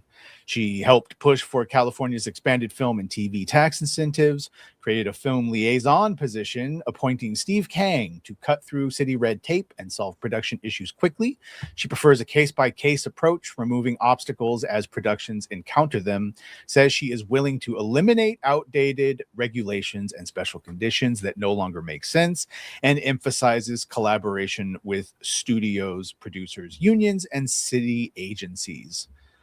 Nithya Raman believes that Los Angeles needs deeper structural reforms instead of relying on individual problem solving. She wants to expand the city's film office into a larger, fully staffed operation, supports faster and more predictable permitting timelines, would broaden expedited permits for productions, calls for regular reviews of film restrictions, removing rules that can't be justified, and focuses on making Los Angeles a more reliable long-term partner for productions. And then finally, Spencer Pratt. Pratt argues Los Angeles has become too expensive and difficult to film in and needs aggressive action.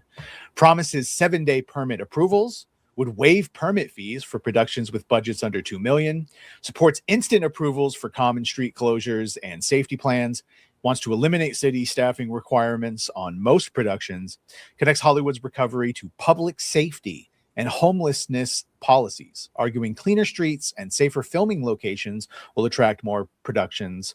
All three candidates support bringing production back to Los Angeles. Bass favors targeted fixes and coordination. Rahman wants broad bureaucratic reform, and Pratt is proposing the most aggressive deregulation and cost-cutting measures. Their approaches differ, but all are responding to the same concern: keeping Hollywood jobs from leaving Los Angeles. Well, I've been very vocal about this race on X because I've seen my city decay before my eyes to just spiral into lawlessness with homeless drug addicts running the streets. There is not a friend of mine who lives in LA that has not been attacked, chased by fentanyl zombies. This is out of control. And I think the reason Spencer Pratt is so dangerous because if he simply enforces the law and cleans up LA, it proves it can be done in any city in the country. It can happen in Seattle, in Boston, in Chicago, anywhere if you enforce the law. I just heard Pratt on Bill Maher's Random podcast. It was sort of infuriating how Bill didn't allow him to just talk whatever, but he's common sense. And even though they try to say he's Republican or conservative, he's not. In one of his posts, he says, each side keeps trying to claim me as their own. I'm common sense. And also the mayor position in LA is not a political, it's not a left or right. It's not a Republican or Democrat. It's nonpartisan. And we've seen what Bass has done for the last several years. We've seen that. But let me show you this. I'm not really happy with Bill Maher. I listened to that whole show. The creator of Entourage, which is a show, I think they should reboot Entourage. I really think. But Doug Ellen, back in the day. Doug Ellen, the creator of Entourage, is disgusted by LA's decline and says he publicly supports Spencer Pratt in his campaign for mayor. I think let him in his own words. Let's watch this short video of Doug Ellen. He started Entourage, a show very much about Los Angeles. LA Times gaslighters. It's weird. One of 15 cameras that I now have at this house. 2 German Shepherds, 3 legal guns. 5 years ago, didn't lock a door here, but you know what happened? 2 animals invaded my house. And no, I'm not racist because they were wearing masks. I don't know if they were white. I don't know if they were Jewish. I don't know if they were fucking rabbis. I know they were animals because they invaded my house. I know I don't care what their excuses are, like a lot of you fucking care. I know invaders of homes should get 20 years, but I'm not paranoid, so I don't believe your bullshit about the stats and the crime because everyone in my neighborhood has got the same problem. They're fucking all putting cameras and hiring security guards because we're all getting broken into. It's not made up. It's not false. And this city has collapsed in the last 5 years. There is no fucking denying it unless you have an agenda, and I don't know what that is.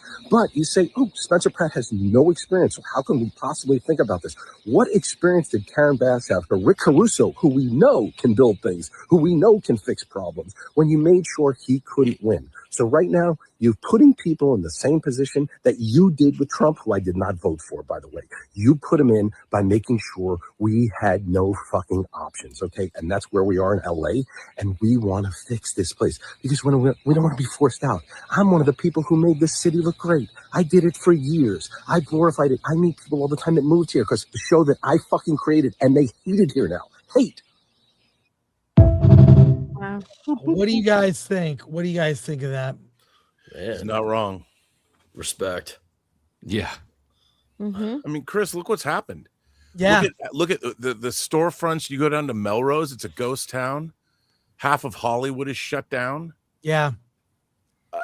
Lucy's El Adobe, one of my favorite Mexican restaurants across the street. Which was there for what, 75 years? They went Yeah. to the original Star Trek. They would go eat there in the 60s. That's right. That's right. There were pictures on the wall.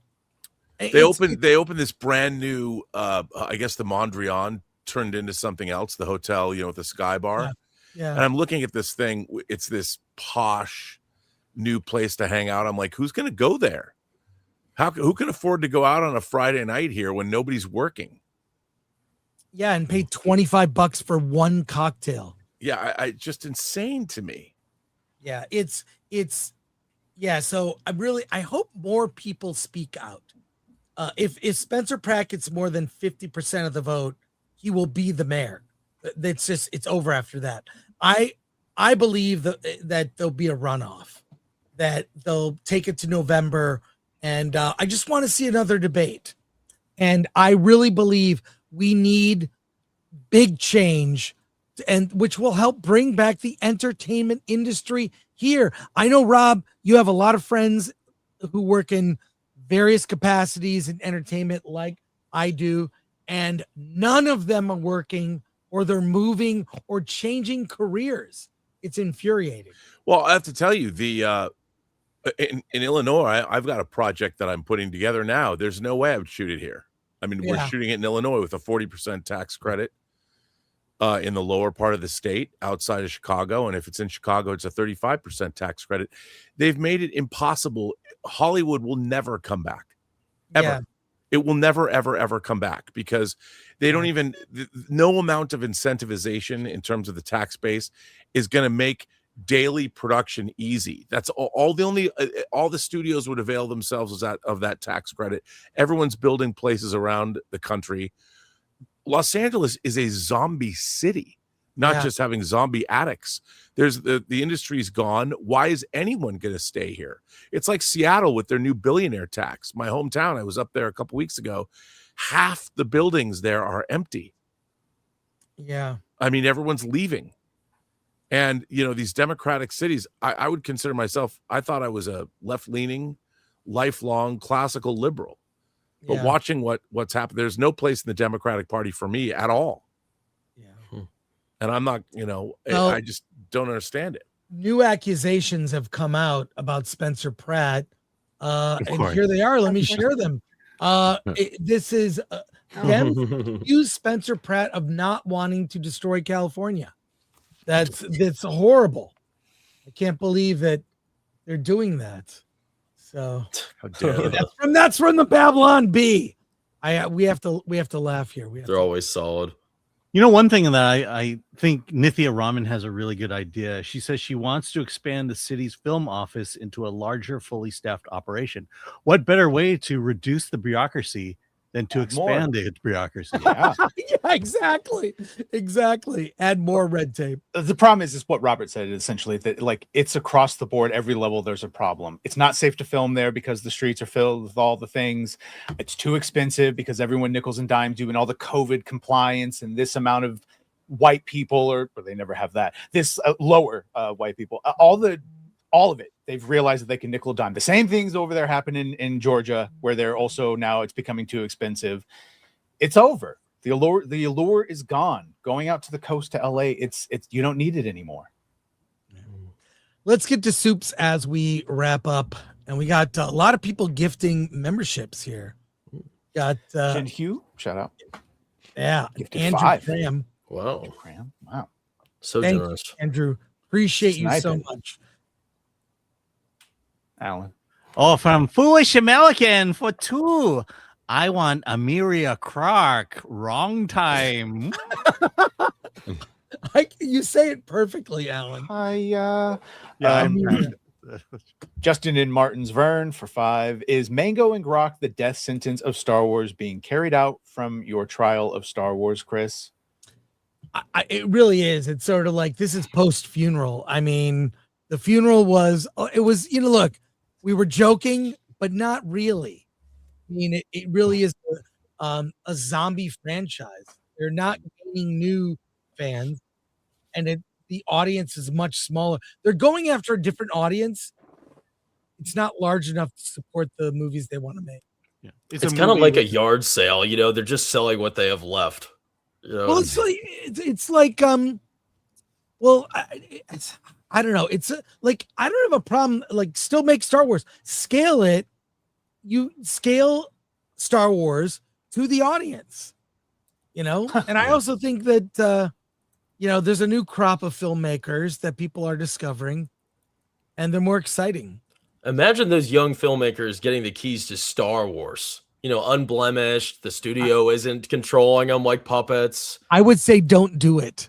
Oh, I don't would do say it. Don't do it. This is. Right. I'd love to see a take on this photograph. This is was shared on social media. Here it is. Back in the day, these young mavericks: Spielberg, Scorsese, there's John Milius, Lucas, and Coppola. I mean, look at that. Although if they did a photo, that's De Palma. Is that De Palma? Oh, that's Yeah. what am I I was gonna saying? say, that doesn't look like Coppola. Sorry about that. Thanks, Rob, for No, catching that. Coppola's on the right. That's cool. Yeah. Yeah. But I'd love to see these new crop of YouTubers recreate this photo, but they're all on their phones. That'd be great. That'd be great. All right, more here. I think the sad reality is Starfighter's probably going to be really good, appeal to everyone, and no one's going to watch it because they've all been burned.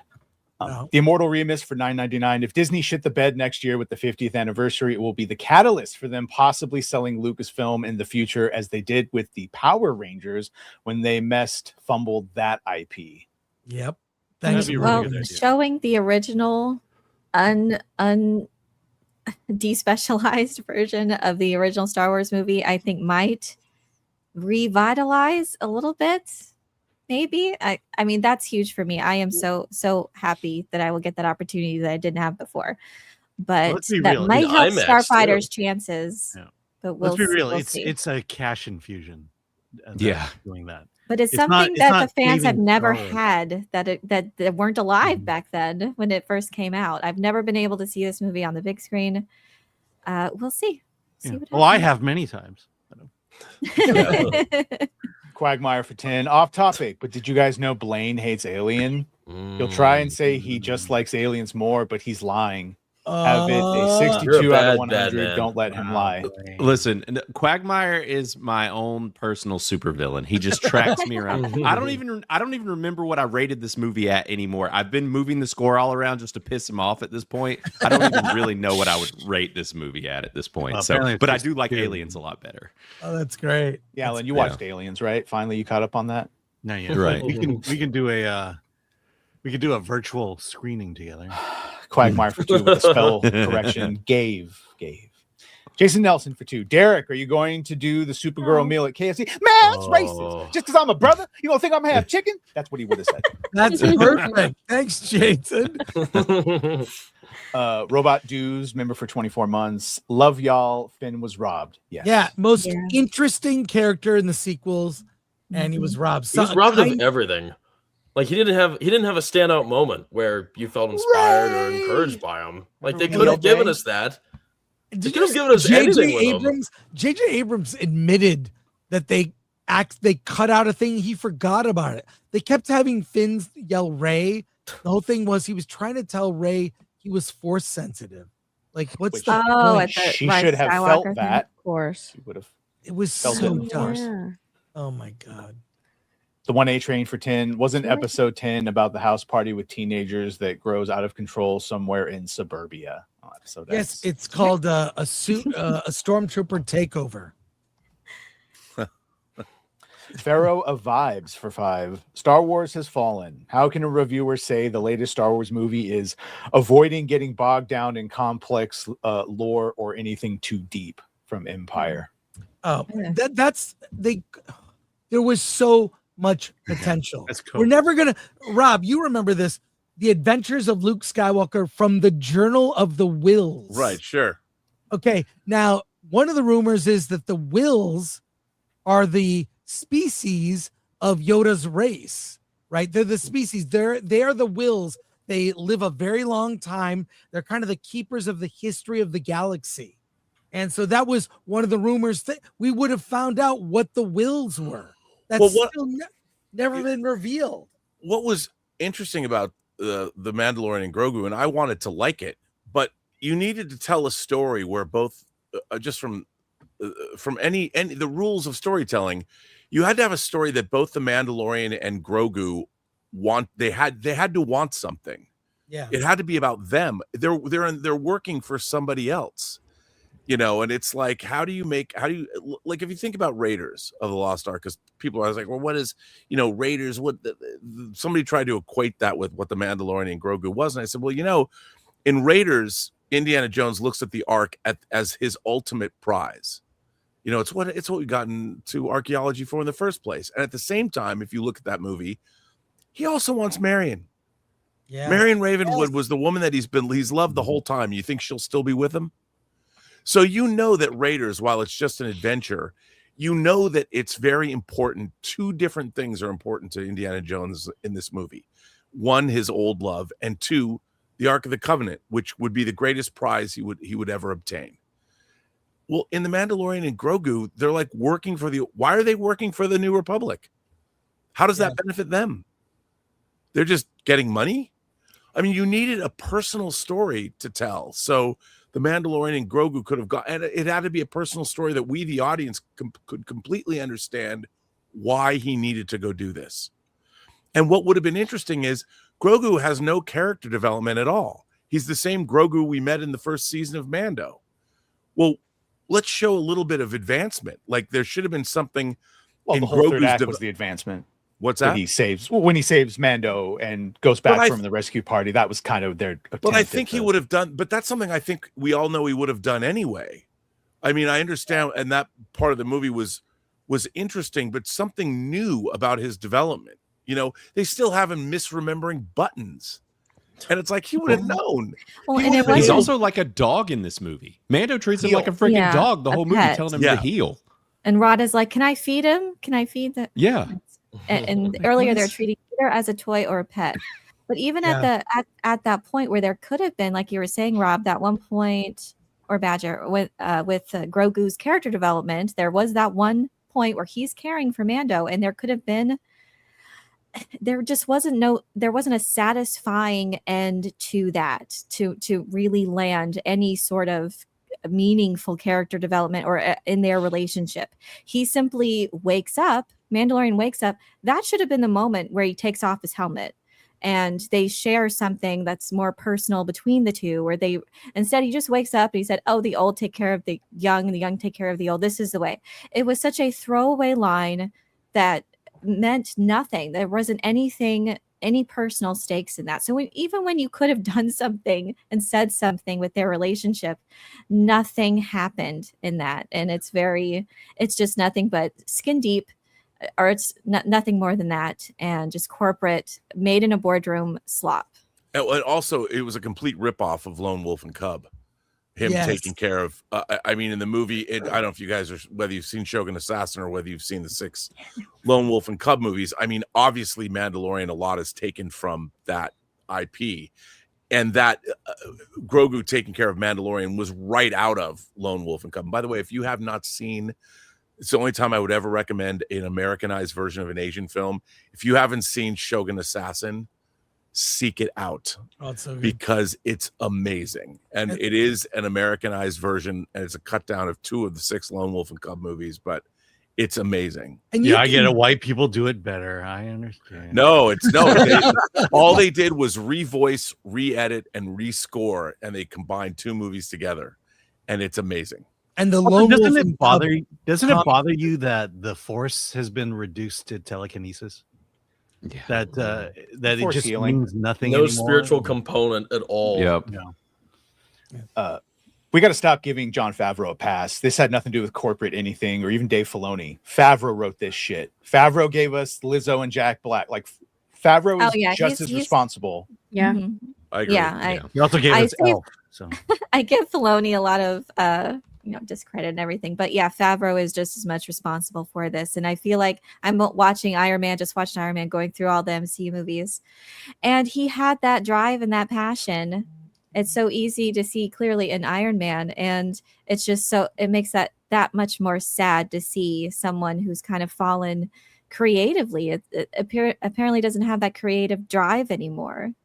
Yeah, he needs to quit Lucasfilm and get back to doing what he used to do. He initially had Grogu go with Luke, and he was like, okay, that could have been his departure until maybe later they bring him in and have a meaningful moment between him and Din Djarin. But No, they had to rope him in, get him back for the merch sales and reunite him in the next show as soon as possible, get them together. So it was a combination of all of these people that's anti-creativity. So they're all to blame for what's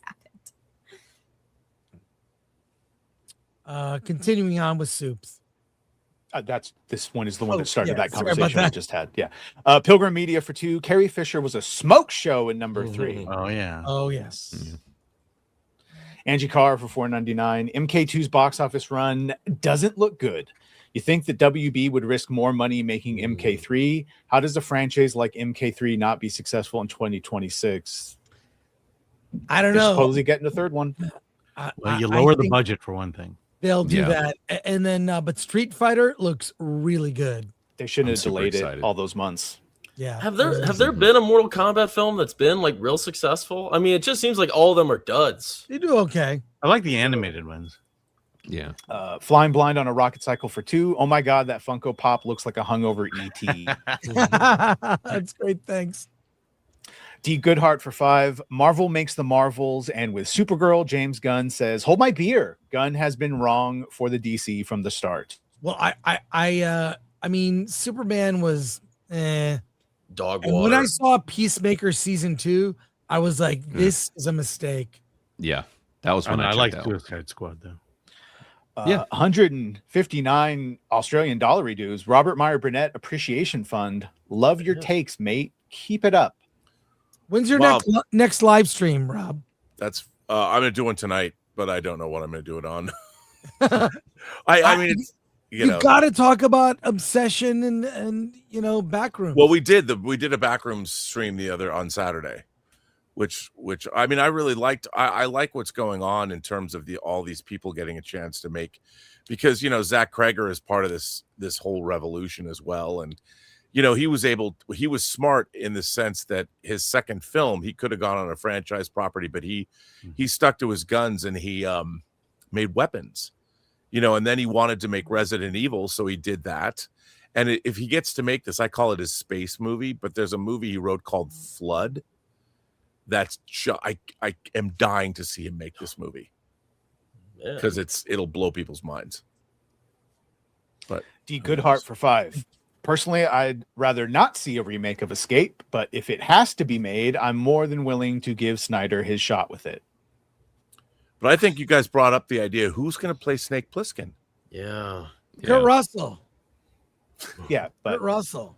Realistically, if they want him young, how about Wyatt Russell, his son, who is also an actor? Yeah. Sure. Wally 666 for 5. Kojima was inspired by Escape from New York to create the Metal Gear Solid games. Did not know that. Solid Snake. I saw. John Wayne 1985 for 5. Half accurate representation of Escape from New York, escaping communism, Hollywood's interpretation, escaping the evil fascist MAGA Nazi. Yeah, probably. That's what it'll be. John Wayne 1985 for 5. 200 for the second one. The Nazi stopped being the perfect punching bag when Hollywood started equating more than half of Americans to them. Yes. Mm-hmm. Yeah, big mistake. Jose Ataco for $4.99. I would love to hear Rob and the panel's thoughts on Spider Noir. I really enjoyed it, and both versions give it different experiences. Has everyone here seen Spider Noir yet? Not all of it. Loved it. I loved it. Yeah, I loved I it. watched. I've only seen the first episode. I watched both in color and black. It's really good. Yeah, It's so good. Yeah, I did not like it. Really? Did not like I love it, no. seeing people drink and smoke in movies. Right. It was all over the place for me. It's nice not having Spider-Man humiliated left and right by ridiculous people. I feel like finally he has some confidence to him. And but have you seen like old film noir movies? Like, that's a trope of film noir. The private dick always gets his ass kicked. Always. Especially the serialized ones. Yeah.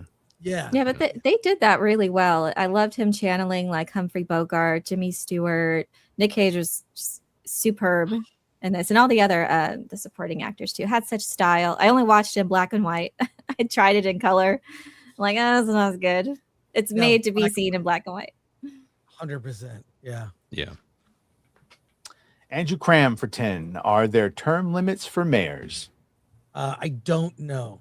I don't know, but thank you, Andrew. I think there are after Tom Bradley. Yeah, I believe they reduced it. Andrew, for another 10, I would have liked Grogu to grow into a Yoda character. Just have him be like he goes off and he comes back. He is, not quite maybe a teenager, but maybe like a kid, like. No, I want Anakin? teenage Yoda. Yeah. How old would he have to be a teenager? Like 200 years old? Ridiculous. Right. He needs a cosmetic change. I do not want anyone possibly mixing him up with the real Yoda. Those are two totally different things. I like the idea of 300 years of angsty Yoda.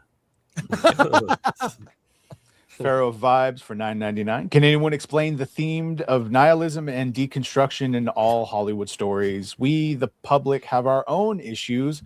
Why is everything depressing? Do Hollywood creatives use projects as no? They want us to be miserable, so we accept 15-minute cities. Just look up World Economic Forum. You'll find out why.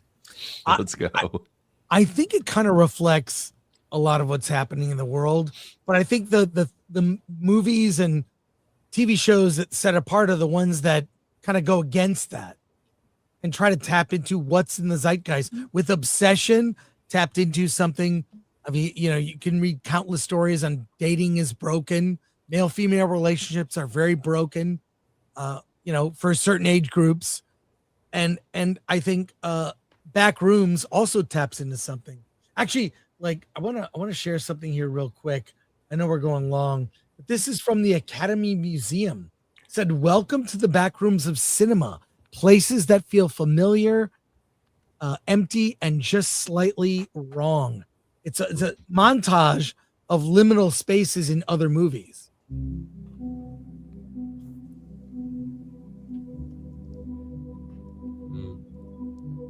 Oh, The Truman Show. Actually, it was awesome. It was Yeah, it awesome. was. It's a must watch. Is this music gonna get us in trouble? I have no Right. idea.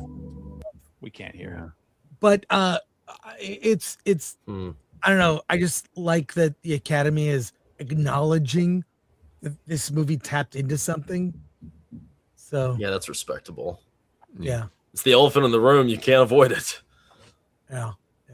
All right. Back To to the comment. Remember when hope was a thing?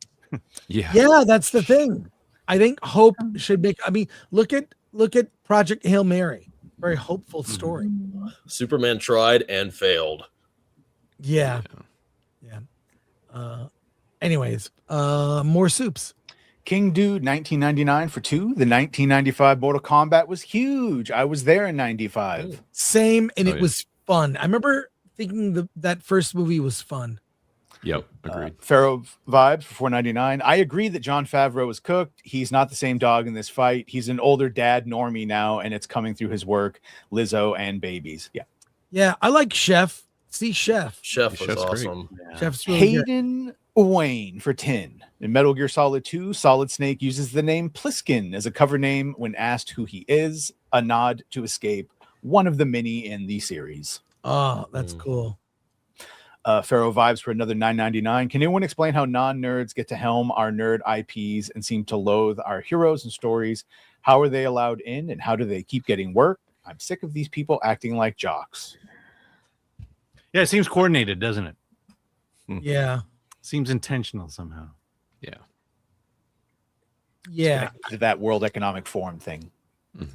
Yeah, like whatever happened to that Ray movie that was going to be directed by this hardcore feminist, Charmin Obaid Chinoy? Yep. What a woman! Who would? She's made some very. I've never seen a movie of hers. They're documentaries. Were you saying that who would hand the franchise over to a woman? Is that what you're saying? No, no.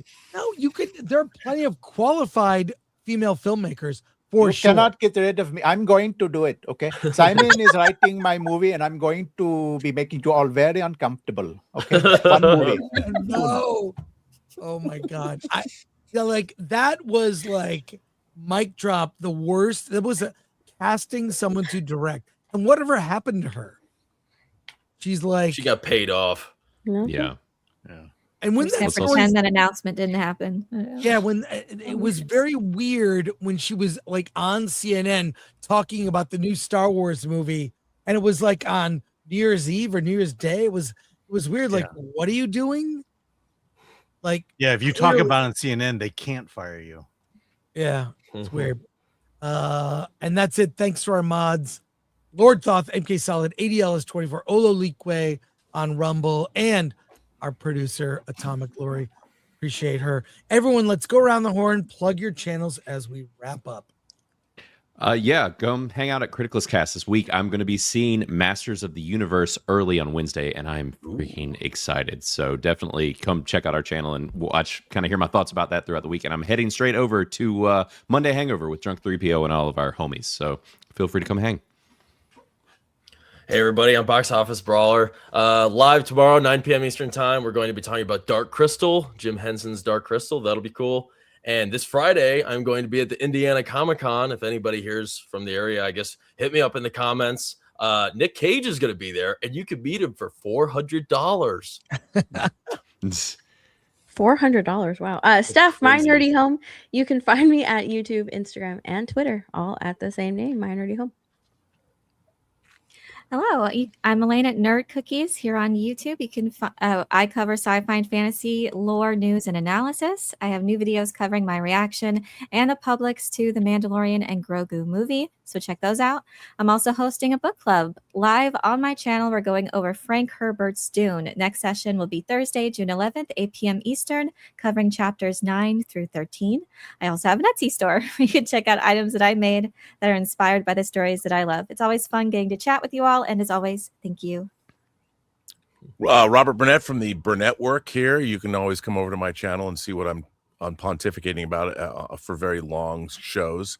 And you can also go check out our Imagination Connoisseurs Unlimited original movie poster auction. I have a cache of movie posters from the 50s, 60s, 70s, and 80s, all from the National Screen Service Corporation. Most of them all uncirculated. And if you go to eBay and go to find your niche and look at the sub-store, RMB's Imagination Connoisseurs, our original Star Wars poster auction is ending today, but there's a lot of buy it now stuff, a lot of science fiction, fantasy, horror. We're going to drop fantasy posters next week. We got a Hitchcock coming. We got all kinds of things. So check it out. Bond dropped last week. Yeah, Alan, Wednesday is Hollywood on the Rocks. Oh, okay. Sorry. I'm sorry. Oh my gosh. I suck at this. Hollywood on the Rocks. We are going to cover a topic so amazing that we didn't write it down in the notes. Badgercast coming up in 20 minutes. I also will be seeing Masters of the Universe on Wednesday. We'll talk about how it's getting all of Grogu's IMAX theaters. And supposedly there is a leak for Starfighter and the plot. So we'll be talking about that. Plus Grace Randolph making fun of Supergirl. It's going to be great. What's the plot leak? Who characters are and what motivations are. That's right. Thank you, Robert. Great. Great. Thanks, everybody. Appreciate you. We'll be back next week versus, and of course, Hollywood on the Rocks Wednesday. Friday, we'll talk about Scary Movie 6 and Masters of the Universe. So there you go. Alan? Let's get out of here.